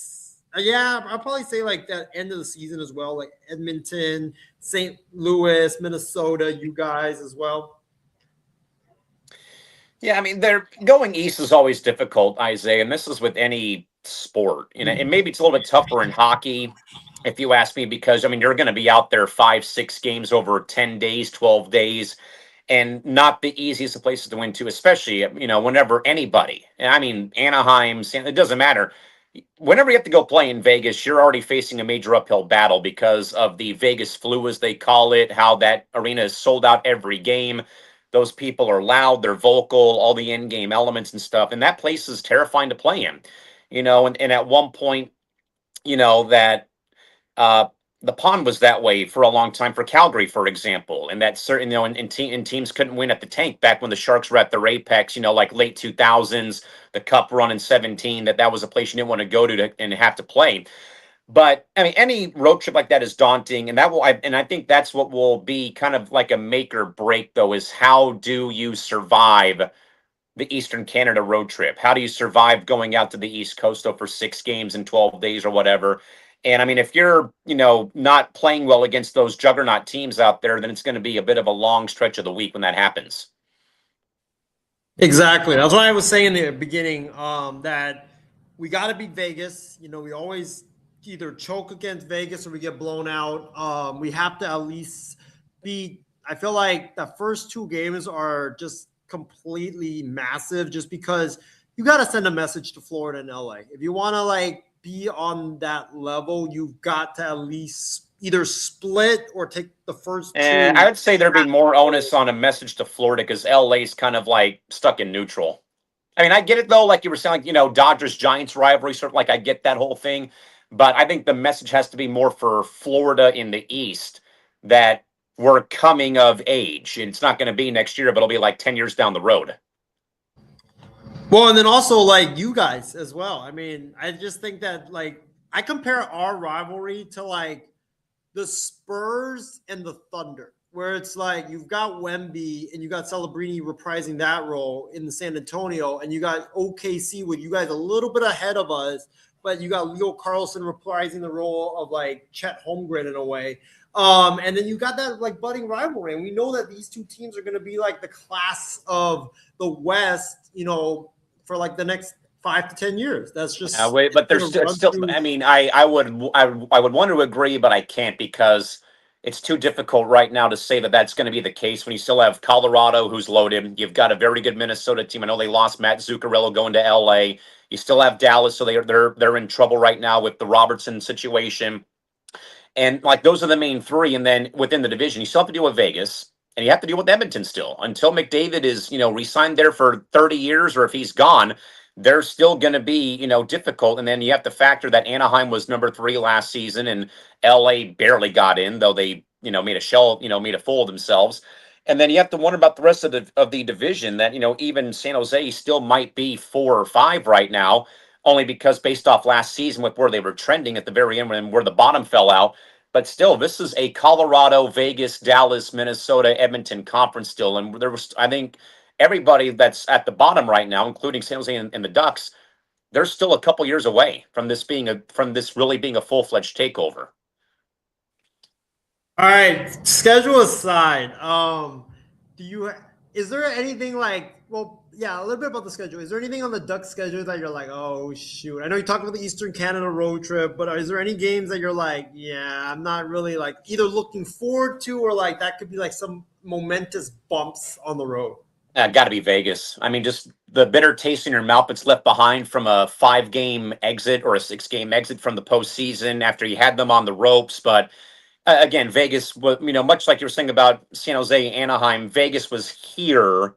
You were here, maybe here, but not quite there. And more importantly, you may have won the season series, but as we all know, as in any sport, regular season records don't mean anything when you get to the postseason. So I think that's that. I mean, Vegas will always be the team I will probably, and again, this goes, I think, for every team out there about that. You have to go to that arena, that city. The Vegas flu is a real thing, and that they are one of the best home teams I've seen in their 10 years as a franchise, that they have had one of the better road records I've ever seen in my time being an NHL fan dating back to the early 2000s.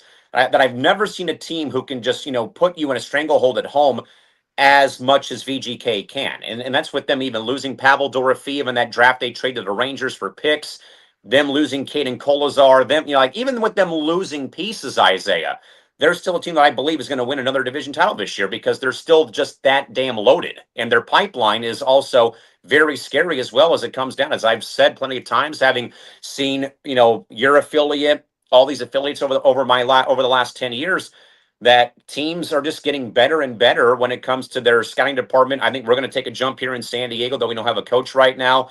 Ontario is going to take a jump. The Cougars of San Jose is going to be very good still. Henderson's still going to be good. So even then, I still think I would probably say any game versus Vegas is still going to be difficult. I mean, playing LA is one thing. That's, it's been a rivalry though for 30 plus years, and you throw in San Jose for a couple games, and that's kind of like been off and on because either one team's been here, one team's been down here. Obviously, we've got the cup. You haven't gotten a cup yet, still at this rate after 20. With this being the 20th anniversary of us winning the first ever cup for California. But that both teams have finally gotten back on track, though it's taken so damn long. But I mean, even then, I still think it's such a war to go to play at T-Mobile Arena, and worse than playing at the Pond, worse than playing at the Tank or at Crypto.com or even in Seattle, because those Vegas fans, man, I mean, that is I try to make this point though, that is a full-fledged, like, homegrown Vegas-only crowd. I went there as a neutral party to watch them play the Avalanche and the Blues a couple times, man, and that is a full-fledged, everybody's got Knights gear on. They're from the greater parts of they're from the greater part of Paradise and from Vegas. And when they say Vegas born, they mean Vegas born. Like, they are, like, this is a true, nothing like the Raiders, the Aces, the eventual NBA, maybe the NBA team, not the Athletics, not anything else that goes like that. Is a true Vegas team. And I mean, that is a very, and people can give them flack, but that is a very, very, very bought in fan base that, yes, we can clown them out. Well, hey, you were gifted a once in a million franchise 10 years ago. They got it done, one way or another. They're that run their inaugural season to the Cup final and winning the Cup, in 2023 after they guaranteed that we'd get it in 4 years, and they've been a consistent winner, winning division titles, being in the final. Don't agree about them signing Carter, though I don't like that they signed Carter Hart for other reasons away from here. But that's the team I will always look at, and I think that everybody in this division better be saying that's the team that you're worried about. It's not San Jose, not Anaheim. You're worried about Vegas across the board. Oh yeah, definitely. Vegas is the class right now, along with Edmonton. Even though there's a lot of turmoil there, but Callan, I'll have you ramble on for a little bit because I'm gonna switch over to my phone because I think my computer's about to overheat again. Stupid California weather. But let's go around the NHL, shall we? Steve Yzerman is out, and I said that name correctly. So give me a no, you didn't. Why? You got it wrong.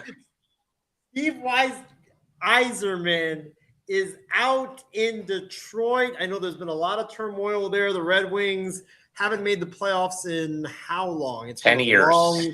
10 years, yeah. Them and the Blackhawks are just stuck in neutral. That's 10 years after they had a 25-year consecutive playoff streak. But yeah, Steve Yzerman is out. Not his name. What does this mean for the Red Wings, and what does this mean for Dylan Larkin? But go ahead, ramble a little bit. I'll see you in like a minute. I'm going to switch over to the phone real quick. Yeah, I'll save my roasting for Isaiah here about this whole thing in a second. But, I mean, I'm not surprised, sadly, about Yzerman getting thrown out of where things have gone because Detroit has just been stuck in like a pit of never-ending mediocrity. Like, they just can't figure out their draft. They can't figure out how to retain talent, and that they've gotten older very quickly, and they really haven't developed too many prospects from their pool when it comes to talent, to the talent level. And eventually you run the course that you have to eventually make a move in some capacity. And obviously, Steve was a great player for Detroit. Again, all the Stanley Cup runs, and then leaving the franchise for a bit to become a general manager, and then coming back home trying to fix the mess, though. But I mean, if you talk to any Detroit media member or Red Wing fan, they would tell you, great player, terrible executive. And that is the problem I think that I have a lot, mainly with players who then become coaches or GMs. A lot of times they're not fit for the role. And I mean that with baseball and every sport out there. That is usually not the right way to go about this sort of thing happening. That you bring in a player, again, great player, franchise icon, all that sort of stuff. But what experience do they have, though, to run a front office or lead as a head coach? And more times than not, this winds up being an abject failure for the franchise when you bring in a household name to become the new, GM or head coach. And I've long believed that's the case too with, college coaches jumping to the NFL, the NBA or whatever. But at the end of the day, that eventually that time had to come when it was all about, this whole thing happening. And by the way, you are an idiot for wearing a hockey jersey out in the middle of freaking July. I may have done it at the NHL expansion draft in 2017, but come on now. But what I was going to say, though, Isaiah, is that, this goes to your longstanding thought about like a former player being a great GM or head coach. This should prove right here that 10 years of doing this is not the right thing to do. Like I said, Steve was a hell of a player for Detroit. Watched him play, in the late 90s, early 2000s, hell of a defenseman, won a cup with the game-winning goal versus St. Louis or Philadelphia. But again, former players that are great icons of the franchise don't make the best GMs and don't make the best head coaches. Just ask Magic Johnson. Well, yeah, just ask Buster Posey in San Francisco how he's failing right now in San Francisco. But I don't know if you talked about this while I was transitioning from the computer to the phone, but what does this mean for Dylan Larkin? Does this mean that he's more likely now to stay in Detroit, or does this really have no effect on his future up in Detroit? Tough. I'm right now. I'd say it's tough to gauge because I think you want to give a new GM the chance, and it might be one of those, and I always say this, Isaiah, what have you done for me lately? That was Steve Yzerman in Detroit. Again, like I said, hell of a player, Hall of Famer, you name it. Multiple times Cup champion. But what have you done for me lately when the Red Wings had a 25-year stretch of making the postseason, winning Stanley Cups, getting to the conference final? Now you've had a 10-year playoff drought, and you've been a doormat in the Eastern Conference. And all you have been kind of becoming a way is like Patrick Kane's gone there. He has only left to prove in the tank, Sally, from his time in Chicago. And their goaltending issues have been very much documented and whatnot. So I think, though, if I'm Dylan Larkin, I might give this a chance. But if this goes south, then I want out. But I think you would want. But I think, though, Isaiah, you want to at least give the new GM a chance to see, okay, can he come in here and put some bodies around me? I think that Detroit's gone younger again by some of the acquisitions that they've made, though. I think they had a fairly, I'd say, decent draft, maybe a B+ in that whole thing. But I also wonder, though, like I said, though, Isaiah, from the minor league perspective, can Grand Rapids maintain their prospect pool? And I think that they lost one of their top goaltending prospects to free agency in the AHL, much like the CUDA did with losing Gabriel Carrier, who I thought was phenomenal for them last season. And I think he ended up going to the East Coast to Hartford, I think. So I think that the only problem with me for Detroit, though, is that they have not really fielded a worthy minor league affiliation or pipeline, not like what the Ducks have done or what San Jose's done, for example, with the Gulls and with the Barracuda. So I think that's my other big red flag about Steve Yzerman, was that he couldn't somehow get a proper pipeline intact away from maybe Sebastian Cossa, who I think is now elsewhere in the AHL, sadly. And I thought that he was going to be the next guy in line behind John Gibson or the other starting goalie for Detroit, though. So they've had really, Isaiah, no sense of direction. And now Dylan Larkin again with that forced trade option. Now, though, you let Yzerman go, you've got to make the right hire here to keep him happy. Because I think, though, like I said, if Larkin does play part of the season out, though, and this goes south, I would not be shocked if he's moved on deadline day or beforehand, where they can coop up some losses and get some prospects and maybe get some draft picks. Well, I think also the thing with Dylan Larkin is, does he want to remain there and keep losing? Because I just don't know if Detroit's going to be anything good, even if you hire a new GM. This isn't going to get turned around next year. This is going to probably it's going to take at least, like you said, with your main word that you use of patience, this is probably going to take maybe 3 to 5 years. And by the time if they get to the pinnacle of winning, he's going to be 34 at that time. So does he want to waste away the remainder of his prime, either being stuck in neutral or just not being relevant, which I just don't see Detroit doing for the next, if they get a turn, if they make the right hire, obviously, for the next 3 to 5 years. Yeah, I don't know, man. I mean, it's tough to gauge, and it's also, sad to see a original six franchise who, had that 25 years, run to the postseason, all of a sudden be a doormat since they moved conferences to the Eastern Conference. I think about 13 years ago, I think when they moved in 2013, when them and Columbus both moved to the East. So they need to make the right hire, and I think that Larkin has to at least play part of this out, though. But if things go south, then I could see him getting out of town. Yeah, I feel bad for Red Wings fans just because, like, I mean, like I say with the Blackhawks, like when Chicago's good, I feel like the whole league and sport as a whole is Well, good. I would actually expand that and say when the original six are good Yeah. nowadays, then the whole league is good. Because I mean, they were the only teams until 1967. If you can believe that, almost 60 years ago. Wow. Um, but yeah, I mean, Detroit, we'll see what they do moving forward at GM.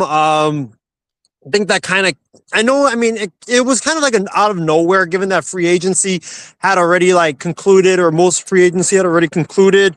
So we'll see what Detroit does moving forward. But let's get into, I guess, one of the last bits of news in the NHL. And I think this happened a week ago, but it does revolve around the Sharks. Shakir Mukhamadullin. See, I got his name right. Don't blame me for not getting his name right. That's Google and AI that always mess it up. But anyways, Shakir, God, I almost said Shaquille. Shakir Mukhamadullin signs a 2-year extension. Not like I've tried to correct you on that name for the last 3 years. You don't need to bring up what I've said about him in the past or what I called him in the past. Yeah, calling him freaking Benito or calling him Mussolini. My heavens, Living Color Call. They want their song back. But no, Shakir Mukhamadullin, he signed a 2-year extension with the Edmonton Oilers after being traded there in that Darnell Nurse trade. I mean, Callan, I think like I've said about the Darnell Nurse trade, I don't mind that we traded him, honestly, just because like he was always injured and he just fell out of favor when it came to the Sharks' future. He was supposed to be part of it, and then he kept getting hurt, and then Warsofsky would bench him, and then he would never get like proper ice time, and then it just seemed like he fell out of favor with the coaching staff and with the management there in San Jose. So I'm not mad that we traded him, just to be honest, just because I didn't see him having a future here in San Jose. As far as him going to Edmonton now, like, I hope he does well, just because like I think he can be a good player for the for the Oilers. But I mean, it's a new change of scenery. Hopefully it helps out. But he's not really like, it's a good contract for a guy that needed a change of scenery, but it's not like he was really doing much, in San Jose to begin with. I think the highest of goals that he's had was like 3 in his 3-4 seasons in San Jose. So like I happened to be at his NHL debut in January 2 years ago, actually in Anaheim. Oh yeah, 2 years ago. That's right. So he's been with the Sharks for 2 years, been up for 2 years. I mean, he's young, he's got talent. Maybe Edmonton could try to find something out of him. Who knows? But yeah, for me, it's like I hope he succeeds because he's a good guy. And you want to see guys succeed in their careers. Anytime I see a player, Isaiah, that comes to San Diego to play against the Gulls, I hope that they have a great career, because that's what my league is known for, is getting guys put up to the NHL level. And that could even be, guys from Ontario, guys from San Jose, but I hope to hell that these guys can make a name for themselves. And the thing that I always get worried about, Isaiah, is when a player goes up to the NHL for like a cup of coffee like Shakir did for those 2 years, and either injuries happen, lack of production, they fall out of favor, or they fall behind the 8 ball with other guys in front of them.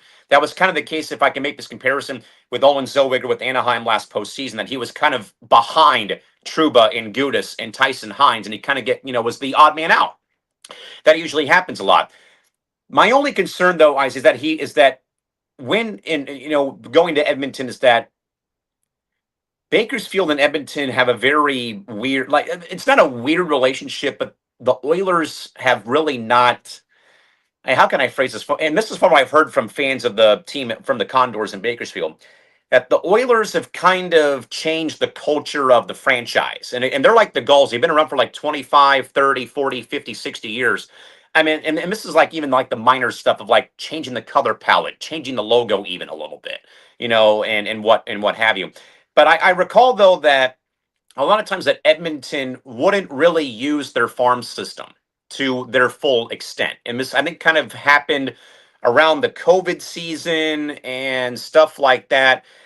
And my only concern, though, is that the Condors, and for that matter, the Oilers, they just have too many guys in front of him again. So he's going to wait like another like bad situation. Again, you've got McDavid, you've got Ryan Nugent-Hopkins, you've got, Podkolzin, who had a great year in Bakersfield last season. So my only concern, though, Isaiah, would become that a guy keeps trying to get into the NHL on the roster, like Shakir Mukhamadullin. And he might, get called up for a spot start, for example, but then he's sent right back to Bakersfield when the game's over. And, that's the only thing that does scare me sometimes about, guys that I thought would break down and have a great, career. Like, for example, the Gulls signed a guy named James Hamblin, who's kind of been, tossed around. He's kind of become like a minor league journeyman. The last thing, Isaiah, that I want to see for a young kid like him is he becomes a guy that gets passed around across the NHL and around the minor league pipeline. And this happens too often, sadly, where guys, go from one team. Like, because here's an example. Whenever I see transactions made, I get the press releases from the team, and I will read, okay, they're this age, but man, they've been in Hamilton, they've been in Rochester, Chicago, Texas. Like, that's the thing that scares me. Like, and I know it's just like a part of minor league life, though. But I think though that Mukhamadullin has promise. But I hope that the change of scenery helps, though. But I still think, though, that Edmonton just has too many guys, and even in their farm system, who might be in front of them still.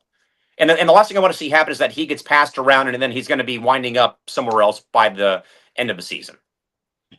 Well, he's got a 2-year contract. I think he's going to get $9 million throughout that entire contract. So I think I read somewhere.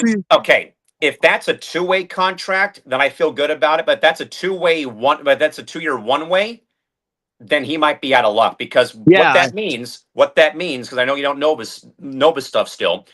If you have a 1-way contract, if you're sent back to the AHL, you have to clear waivers first before you can be sent back to the affiliate.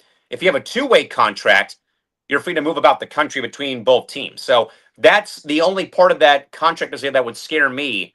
If that reads 1-way contract, I'd be terrified. If that's a 2-year 2-way, then I'm feeling okay about it. But that's a 1-way deal. I've seen this happen, Isaiah, a lot of times in my 10 years in the sport, going on year 11 in the AHL. I've seen one-way contracts that go up, they come back, and guess what? They get sniped off by a different team on waivers the following day. I saw it happen twice with my team one year, and saw one of the promising LA King goalie prospects get nabbed by the Flyers on his way back from Ontario to LA. So the language in the contract is what would be where I make my final judgment. All right.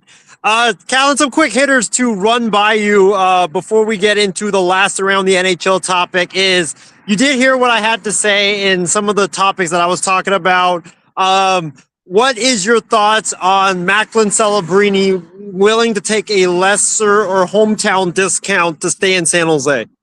I mean, bravo. I mean, he's got a good head on his shoulders, as you've been saying for a while.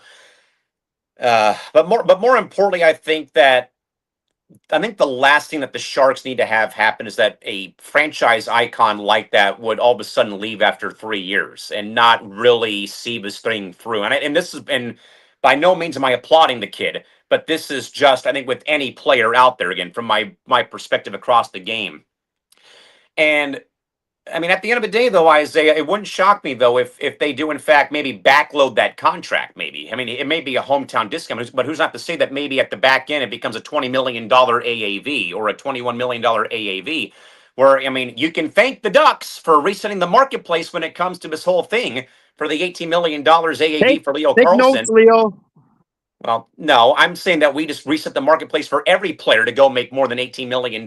So don't be, nodding your head and whatnot, because again, Anaheim could still move away Kreider and Killorn and Vetrano and a lot of the draft picks to get other players in here that will to re-sign Cutter Gauthier, not Gauthier, it's Gauthier, and re-sign your boy Beckett Seneca as well. So I mean, we're not going anywhere, even though you think that we are.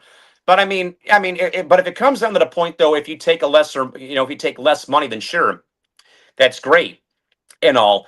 But also you wonder though, could you have done more though to make more in San Jose as opposed to maybe getting, baited by Vancouver, Toronto, or another club out there, for example. But I also think though, Isaiah, this is more of a thing of like, I don't care about the contract right now. I want to play the game. And that's literally all it is right now, at this point in time. And also, Isaiah, hockey players are way better than other athletes out there because they make it about the team and not about themselves. That's why we're so quick to, that's why whenever you see press conferences, it's always about we, not about me, myself, and I. So he's not the only one that does that, just so you know. Simba has become king. That's all I'm going to say. But until he gets thrown off Pride Rock and he's hurt. oh my gosh. By the way, if anybody guys were wondering, why am I bringing up these Lion King references? Because I literally watched Lion King the last 3 nights because I can't sleep, but with the heat. But so you could thank that for that. But no, I just think like I said, it's fantastic that Macklin Celebrini is going to try to do that for the San Jose Sharks. I also do think though, Callan, that it's going to be like for me. I think for the contract, I don't really care about the money. Like he can get whatever money he gets. I care more about the length. Is it 6 years, 7 years? I know he can get up to 8 years. Like lock him up forever. He needs to be in San Jose. For the long term. I think the max now is only 7 years. I think they took a year away now, and I think the max is only $20.8 million AAV. Well then give him the 7 years and give him the longest you can give him. But the other topic I do want to run by you is I know you watch a lot of the hockey in general. I don't know how much you pay attention to the Sharks really, but that's not a shot at you, by the way. That's just telling it like it is. I say I kind of have to watch every team because I work within the minor league pipeline and I see, 9 other teams, 40 times a year, plus a team from Massachusetts this year and a team from Iowa this year.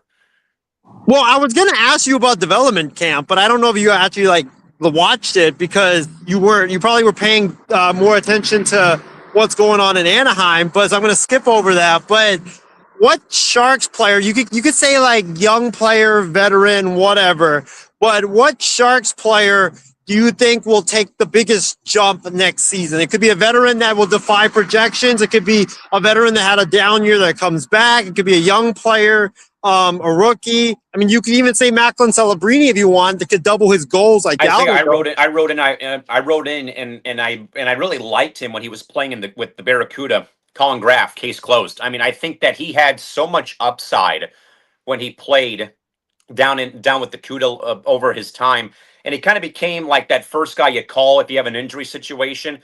But Colin's game is kind of evolving. Defensively, he was already great. He was good, I should say, but he's kind of gotten better and better. Power play efficiency. I always would call him like always either getting making that pass. For the potential goal or just being in the right areas though. So, I mean, as long as he keeps building, I'd be happy for him. Like I said, I kind of, do, applaud all the guys that come through our league in the AHL because we're, again, setting the foundation for franchises going forward and what, Anaheim's built and what the Sharks are building, what other teams have built though. But I got to say, it's got to be Graff. Again, I'm a little bummed, though, about Gabriel Carey, I think, signing with Hartford, because I think that he looked really good in between the pipes last year, especially when it came to shootouts. And usually shootouts are like a goalie's nightmare, but I mean, he was steady as could be. So I think that kind of, in a way, dings the goalie pipeline a little bit for San Jose, but I think they will still be able to, to fetch that. The 7-1 guy, by the way, that's going to have to become, like you said, a work in progress. But again, you forgot Zdeno Chara, who was 7'11" or 6'11". And he actually turned out to be a really good NHL player, too. He played like 25 years, won a couple of cups. Yeah, exactly. So, I mean, it can be done. He just has to take time to develop. I mean, speaking of the goalie, though, we do have 2 goalies that we drafted back-to-back, the number 1 goalie in those drafts. So, hopefully, they're able to make their way down to the Barracuda maybe in the next year or two. I think one of them needs at least 1 more year at college, I think. I might be wrong on that. Yeah, I think that's Ravensburg, and I think they had one vet. God, now I can't think of it, but they had one veteran goalie, I think, last year, who looked okay in spurts. I think he got injured. I think that may have been Laurent Brossoit, who's now actually here in San Diego.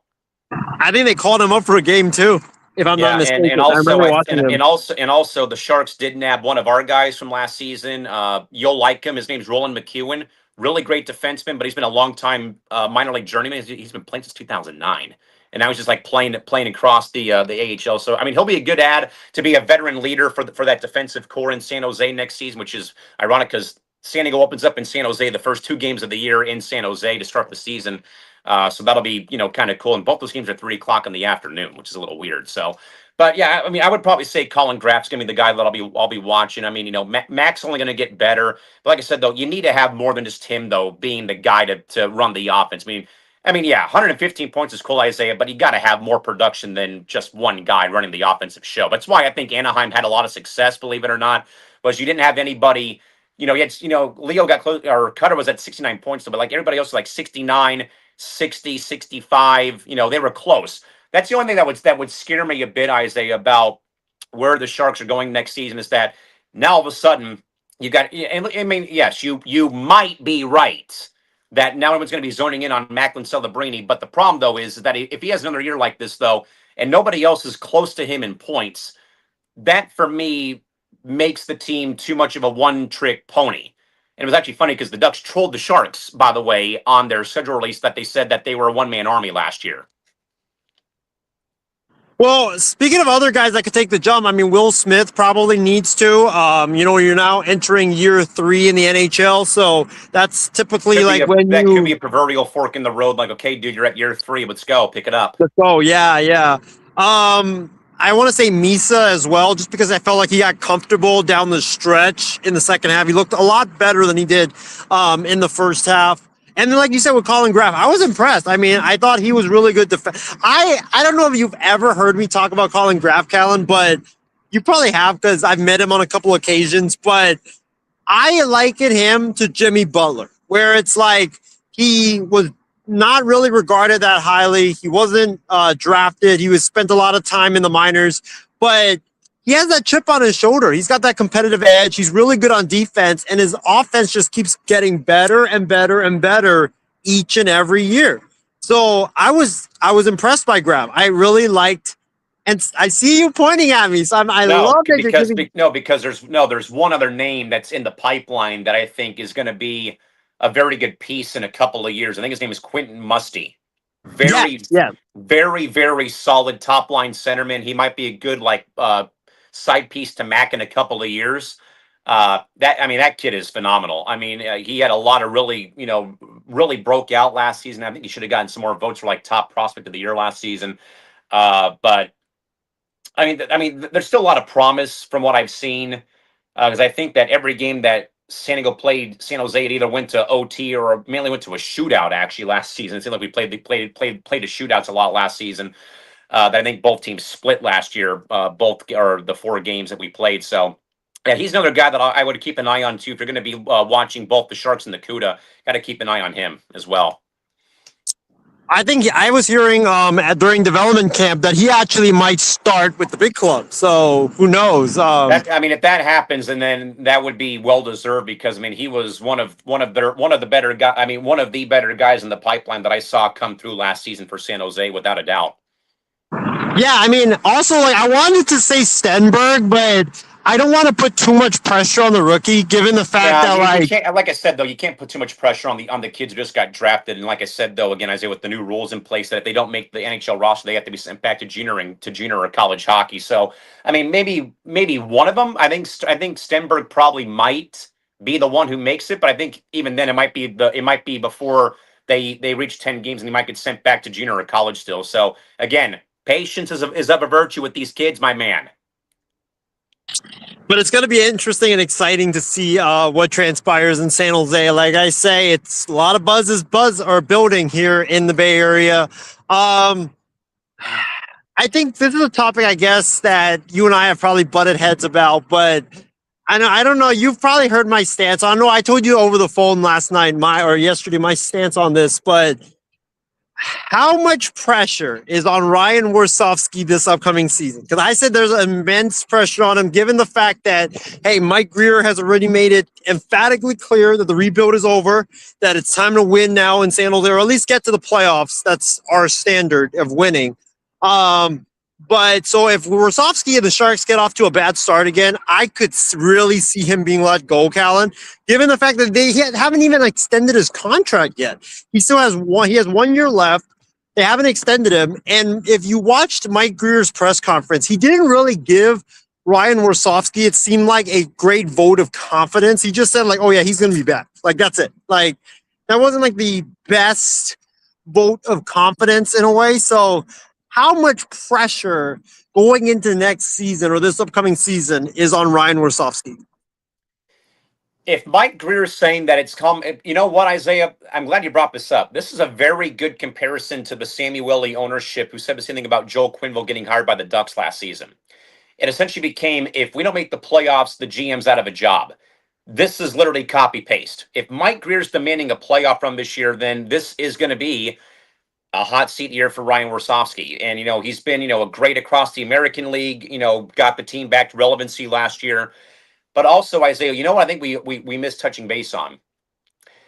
To your point, if the team begins to go sideways, like the first 15 games, 20 games, or or before Christmas, what if there's player resentment about Warsofsky's coaching style? I know it doesn't happen very often in the NHL like it does with baseball or football or basketball, but sometimes, though, players have their say. And who's not to say, though, that Mac or even some of the veterans like a Trouba or even a Nurse say, okay, I came here to fix the culture for you guys and turn this thing around. We're 3-11-2 after the first 15 games. This is what I signed up for, is playing with a bunch of you guys, and your coach is a nimwit in a way. I know that wouldn't happen, though, but that, I think, though, Isaiah, is a fair point that if Mike Greer's not, if the GM is not giving him the proverbial vote of confidence, I think he is on the hot seat. And the problem would be, though, Isaiah, is that, I know you said about Bednar, I still don't see that happening, because I think that they're going to let him ride the season, regardless of how good or bad that they go, because Joe Sakic just got hired as the new GM, and he's going to give Bednar, a lot of run, more runway than Greer's going to give Warsofsky, if you ask me, for the season. The problem then becomes, if you throw out Warsofsky, do you promote John McCarthy, who's currently coaching the Barracuda? Do you lure Roy Sommer, a Bay Area hockey legend who coached in San Diego, who coached the San Jose Rhinos of the RHI, who coached the Barracuda for their first 8 years as the coach, came with them from Worcester, Massachusetts, and from Louisville? I don't know what I don't know. The problem, though, Isaiah, is that if you do that, what's your plan B? I don't know if John McCarthy's ready yet right now to take on the NHL club. I don't know if Roy Sommer would come back out of retirement to coach another Sharks team again, like he did partially. Could you maybe bring back somebody else who's a retread? If the Red Wings blow out McClellan, do you bring do you bring back McClellan, who's still out there? I mean, he did lead you guys to he is out there right now. I don't know. Again, I don't know about Bednar, because I feel like, though, that the Avalanche are going to give him a lot of runway, sadly, because Joe Sakic just took over as the team GM. And they're you may not like that they're going to run it back, though, but they're going to run it back based off them solely winning a President's Trophy last year and having their flame out, yes. But how much of that's really on Bednar, I don't know. I think they ran into a hotter and better team in Vegas than more so than just bombing out, and that being on the coach. So my concern, though, would be, okay, if you fire him, who the hell are you going to hire? McCarthy? Bring back Roy Sommer? Bring back McClellan? I got a name for you. John Tortorella. And it goes back to Mike Greer's Rangers days. Or it's either going to be Tortorella or Sullivan, Mike Sullivan, if he gets blown out in New York. All right, Chris Drury's a dumbass, but he won't blow out Sullivan when they just signed him to a massive deal. I think he's got like a 3 or 5 year deal, so he's not going to go anywhere. And that's more on the GM there than it more is on the head coach. I don't know if Torch be the right guy, sadly. Maybe Vegas gives us what's his name, the guy from Bruce Cassidy's not going to go within the division, because Vegas is going to hold him hostage until it's a job not in the division. I hate that. But anyways, maybe Chris Knobloch, who just got fired from Edmonton. Oh, maybe. But yeah, no, I think with Warsofsky, like I was saying, like he's not a bad coach. He's a good coach, but he just doesn't fit like in terms of like trying to win. And I think that if he goes to a team that is good, is ready to or trying to rebuild, sure, I think it would be a great fit for them. But I think San Jose is past that stage now where we're trying to like make the playoffs. I could even see if like let's say Warsofsky leads the Sharks to if the Sharks barely miss the playoffs, I think he's going to be gone. I think that if let's say they get blown out in the first, they make the playoffs, they get swept and get blown out. I have them as like the second wild card. I have them at least getting in, but they're not going to get far. Sadly, I have Anaheim making the postseason too, and I also have the Sharks being my number 2 wild card team. But even then, you have to But again, I say you have to worry about the rest of the division, the rest of the conference when it comes to Colorado and Dallas and Minnesota. I mean, right there's your top 3, right there in the Central. And then but then you've got, all the scrap heaps of, the other 2 wild card spots. I think last year, the wild card teams in the West was Nashville and Utah, who both got in. And Utah, I think, got or pushed Vegas to, 6 games and stuff like that. But, Utah's only getting better. They just got Vincent Trocheck and Anders Lee from both New York teams, respectively. And they're only getting better as time goes on with what they have there with Keller and Carcone and what they've built there from their time in Arizona now to Salt Lake City. And then, Nashville, I've heard that they might be trading Jonathan Marchessault to Vancouver. So Vancouver might be getting back in the running here, at this rate, though they have no sense of direction still, even though that they, coughed up Sherwood last season and whatnot. So, but even then, though, like you have to still, though, Isaiah, factor in that this is going to be Colorado, Dallas, and Minnesota, 1 and 3 somewhere in the Central. Then after that, you still have to worry about Nashville and Utah, maybe Chicago. Chicago, it's their head of their ass, and maybe if Winnipeg, deals Hellebuck to Buffalo, as I've been hearing too, they're not going to be anything. But then you have to wonder about about the Pac division. That's still VGK. That is still Edmonton. That is still Anaheim. That is still LA, believe it or not. And then whenever Seattle and Vancouver want to partake in the proceedings, I think that at best the Sharks are going to be wild card 1, wild card 2. No, I can see that, but I think if the Sharks get off to a bad start like we've done the last few years, I think I would give the Sharks till either Thanksgiving or Christmas Day to figure it out. Okay, so like that's basically what 15, 20 games then? I'd say it's at least 30. I'd say it's at least 30 of the 84. Okay. So if they're sitting there like 12, I don't know, like 12, 24 and 6 or 12, 24 and whatever, he's out of there. But what did they start like the past few years? They started 5 and 1 or 03. Yeah, I mean, if they lose like their first like 7 of their first 10 games, I think you got to make a move. Kind of. Yeah. That would be one of those like hit the red button. It's a panic move. Yeah, I could see that for sure. All right. Last NHL topic we'll get into before we wrap it up for tonight because it's been a great show. Appreciate everybody for tuning in on this season schedule release special. Well, Callan, not only did the Sharks schedule get released, the Ducks schedules got released as well, but everybody around the NHL. All 32 came out today, yes. Yeah, all 32 games or all 32 teams' schedules came out. What are some games that are like not Sharks or Ducks, like primetime games, special games that the viewer should know about? Because I personally didn't really look at it. I know there's a lot of Blackhawks and like, come on, the NHL's like talking about the NHL. Like, I've been critical about the NHL, even though I'm slowly but surely getting into this sport, even though it's been an unprecedented rise for me into this sport. The NHL, I love the NHL, but come on. You guys have done a lot of great stuff recently, but you guys there's certain things that still make me like, come on, the NHL, they got to get their head out of their ass because, I mean, nobody wants to see the Blackhawks a bunch of times to open the season and on national TV, especially with no Connor Bedard. Like, let's stop scheduling. It's like the thing with the NFL scheduling the Jets and the Giants. They were surely great franchises in the past. They have a big name, big market, whatever, but they're not relevant right now. Nobody wants to see Chicago.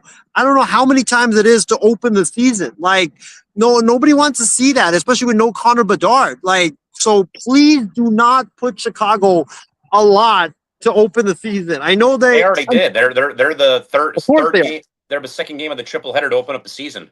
Of course they are. Of course they are. But yeah, like please, let's not put Chicago more like any more than we have to because nobody wants to see a Blackhawks team without Connor Bedard, who is like basically the only saving grace from the Chicago Blackhawks. I mean, but that rant aside, Callan, what is any like games or like any games outside of the Sharks and the Ducks that the fans should look out for? We have overseas games, I think, in Finland this year, I believe, or overseas. I think Carolina and somebody's playing overseas. I forget. I don't have a schedule in front of me. Colorado, Utah, Stadium Series or Winter Classic, Rice Eccles Stadium, Salt Lake City, Utah, New Year's Eve. We have the Heritage Classic, which is the Canadian outdoor game at Princess Auto Stadium in Winnipeg, Manitoba. So the Jets are playing, I believe, Edmonton or Calgary. And then we've got the Stadium Series, VGK Dallas, Jerry's World in February. Wow. Shout out to Rice Eccles Stadium, by the way, home of the Aggies of Utah State. Played That's Hawaii. the University of Utah, you moron. I thought that was Utah State. No, they're in Logan. Never mind. Never mind. But yeah, we have all Finland. Wow, that should be interesting. I think it's Finland. I forget. I think they were in Germany last year, but I forget. Yeah, I remember there was a Germany game. Wasn't that the Germany game like super early in the morning or super late at night or something? Yeah, because the time change. Yeah. But yeah, we have those games. We've also have. Let me double check and see. Hang on. Go on. Okay. Yeah, we have those games. We got. I mean, obviously, you got the other like the rivalries. You got Crosby versus Ovechkin. That people want to see because hey, this might be the last time these two legends face off. In the regular season in the NHL. So that's a great one to see. Obviously, outside of Sharks and Ducks. Here we go, Isaiah. Here we go. Yeah. Carolina, Seattle from Helsinki, Finland, November 14th. Chicago, Ottawa from Dusseldorf, Germany, the 18th and 20th of December. Again, NHL, nobody wants to see the Blackhawks several times in the year, man. Like, come on. Nobody wants to see the Blackhawks. I'm sorry, but I just got to say that. All right, let's see. Okay, hang on. We have more here. So we've got Montreal, Toronto for McKenna's debut, potentially.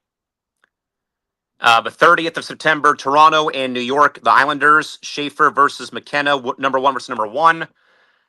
Let's see. Florida versus Buffalo. First European time-slotted primetime game. Okay, whatever that is. Brady Tkachuk heads back to Ottawa with Florida, October 21st. Here we go.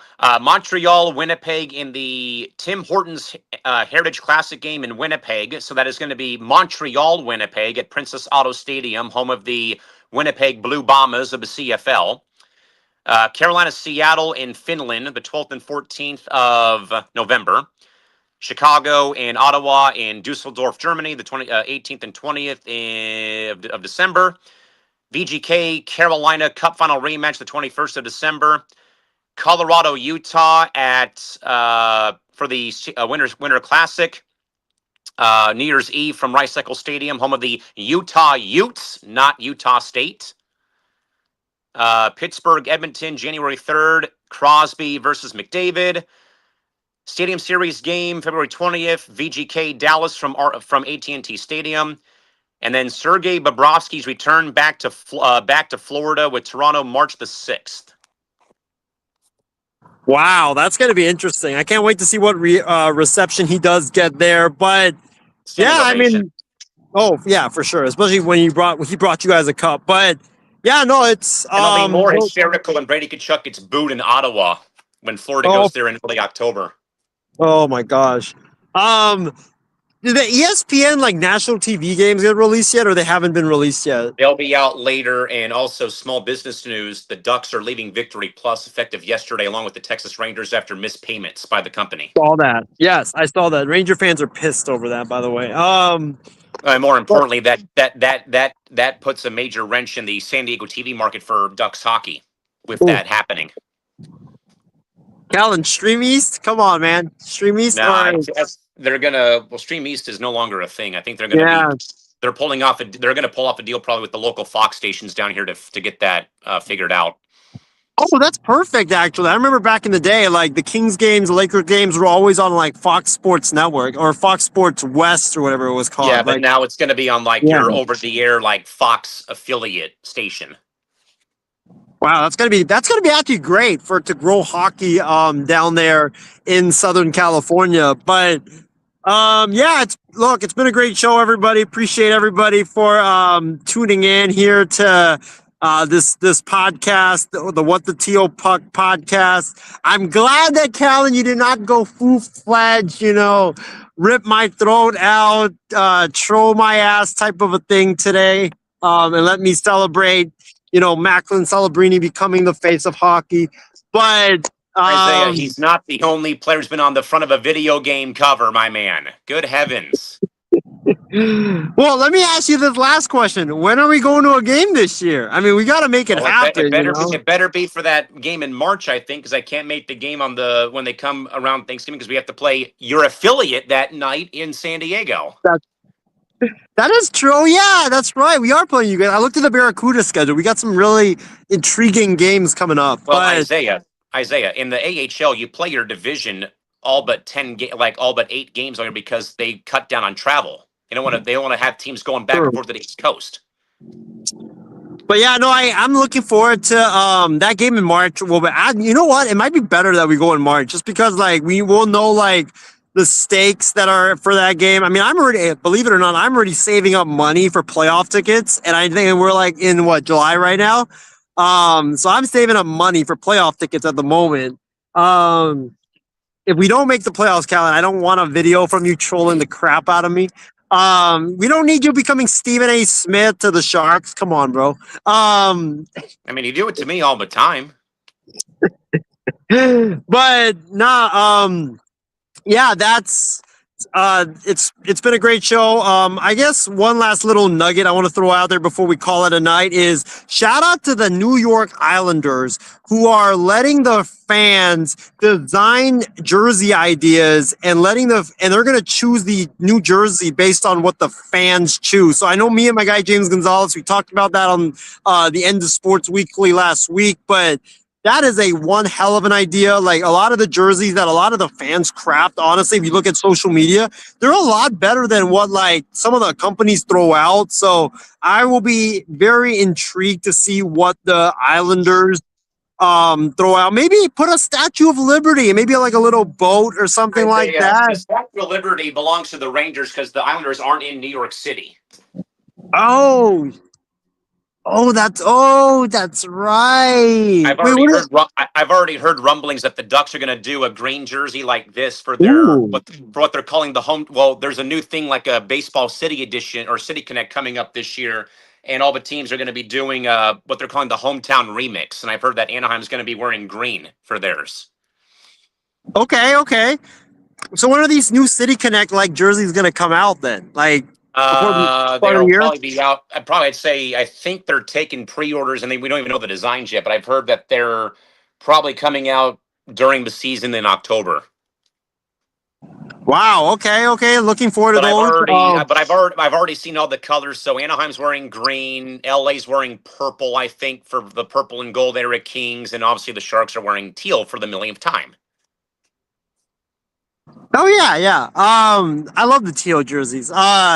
But I think for the Sharks, what the Sharks need to do, by the way, is they need to. I would love maybe a Golden Gate Bridge type of design somewhere there.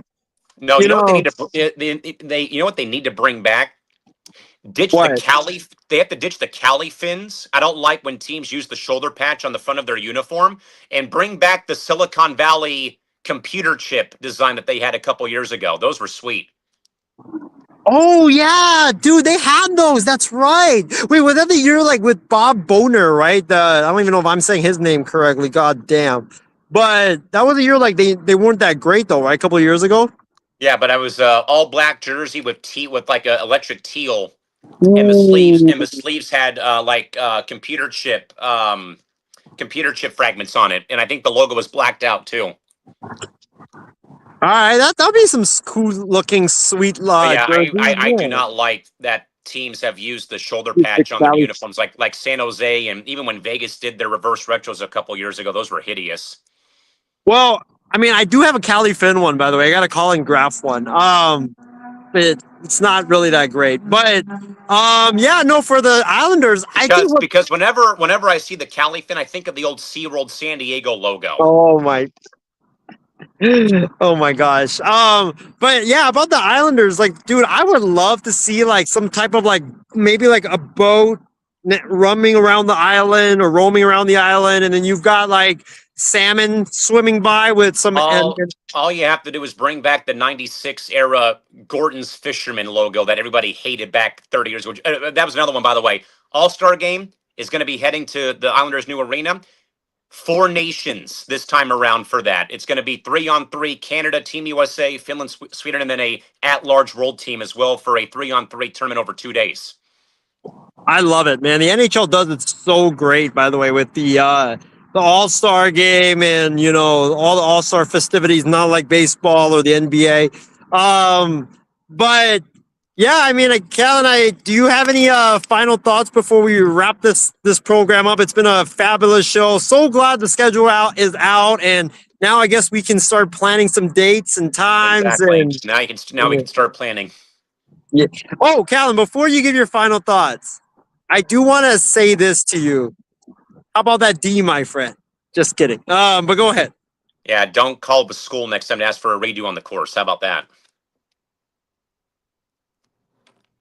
What are your final thoughts for tonight's show? And go ASU hockey, by the way.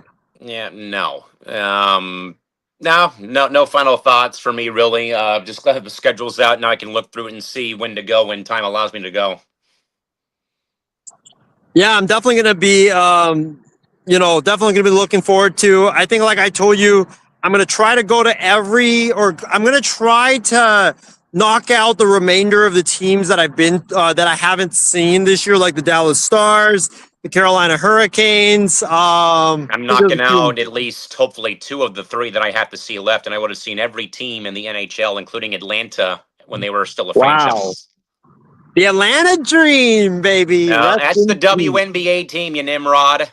Oh, it's just the Atlanta Thrashers, and I also saw the Arizona Coyotes too before they became the Utah Mammoth. Right. No, I actually saw the Coyotes. I think the first game I actually went to was against the Coyotes. But rest in peace to that franchise, by the way. But yeah, tickets. It's time to get tickets. You know, it's gonna be an awesome year of hockey. Can't wait for it. Appreciate everybody for tuning in. Callan, is there any programming announcements you want to announce before we wrap it up for tonight? Thankfully, I'm off until Saturday, so I don't have much to worry about, which is good. I was actually going to have you, if you were going to tune in from Irvine today, I was actually going to have you, show us some of the hockey action. Oh, yeah, I couldn't make it work today. I'm work today, sadly, so I'm going to be heading up on Saturday in the afternoon. Hope you enjoy that, and make sure while you're up there, show them some of the videos of your boy playing hockey, and maybe we can teach them some lessons there. But I say I'm literally going to watch a friend of mine who works for ESPN and Amazon Prime as an analyst, so she will be more than happy to laugh you off screen. Oh God. But anyways, guys, appreciate everybody for tuning in to this Macklin Celebrini Coronation, aka schedule release show. It's been a amazing show. I'm so glad, by the way, you did not comment on that intro where I did all that PA announcing, by the way. I'm so glad. Stop making a mockery of my profession, sir. I've worked too damn hard to get where I'm at today. Anyways, it's been a great show. Appreciate everybody for tuning in. Go and get your tickets. Go look over the schedule like we had the last couple of hours. But until then, everybody, we will see you guys later. What the Teal Puck will come to you probably when we start training camp. So take a little break. Enjoy your summer.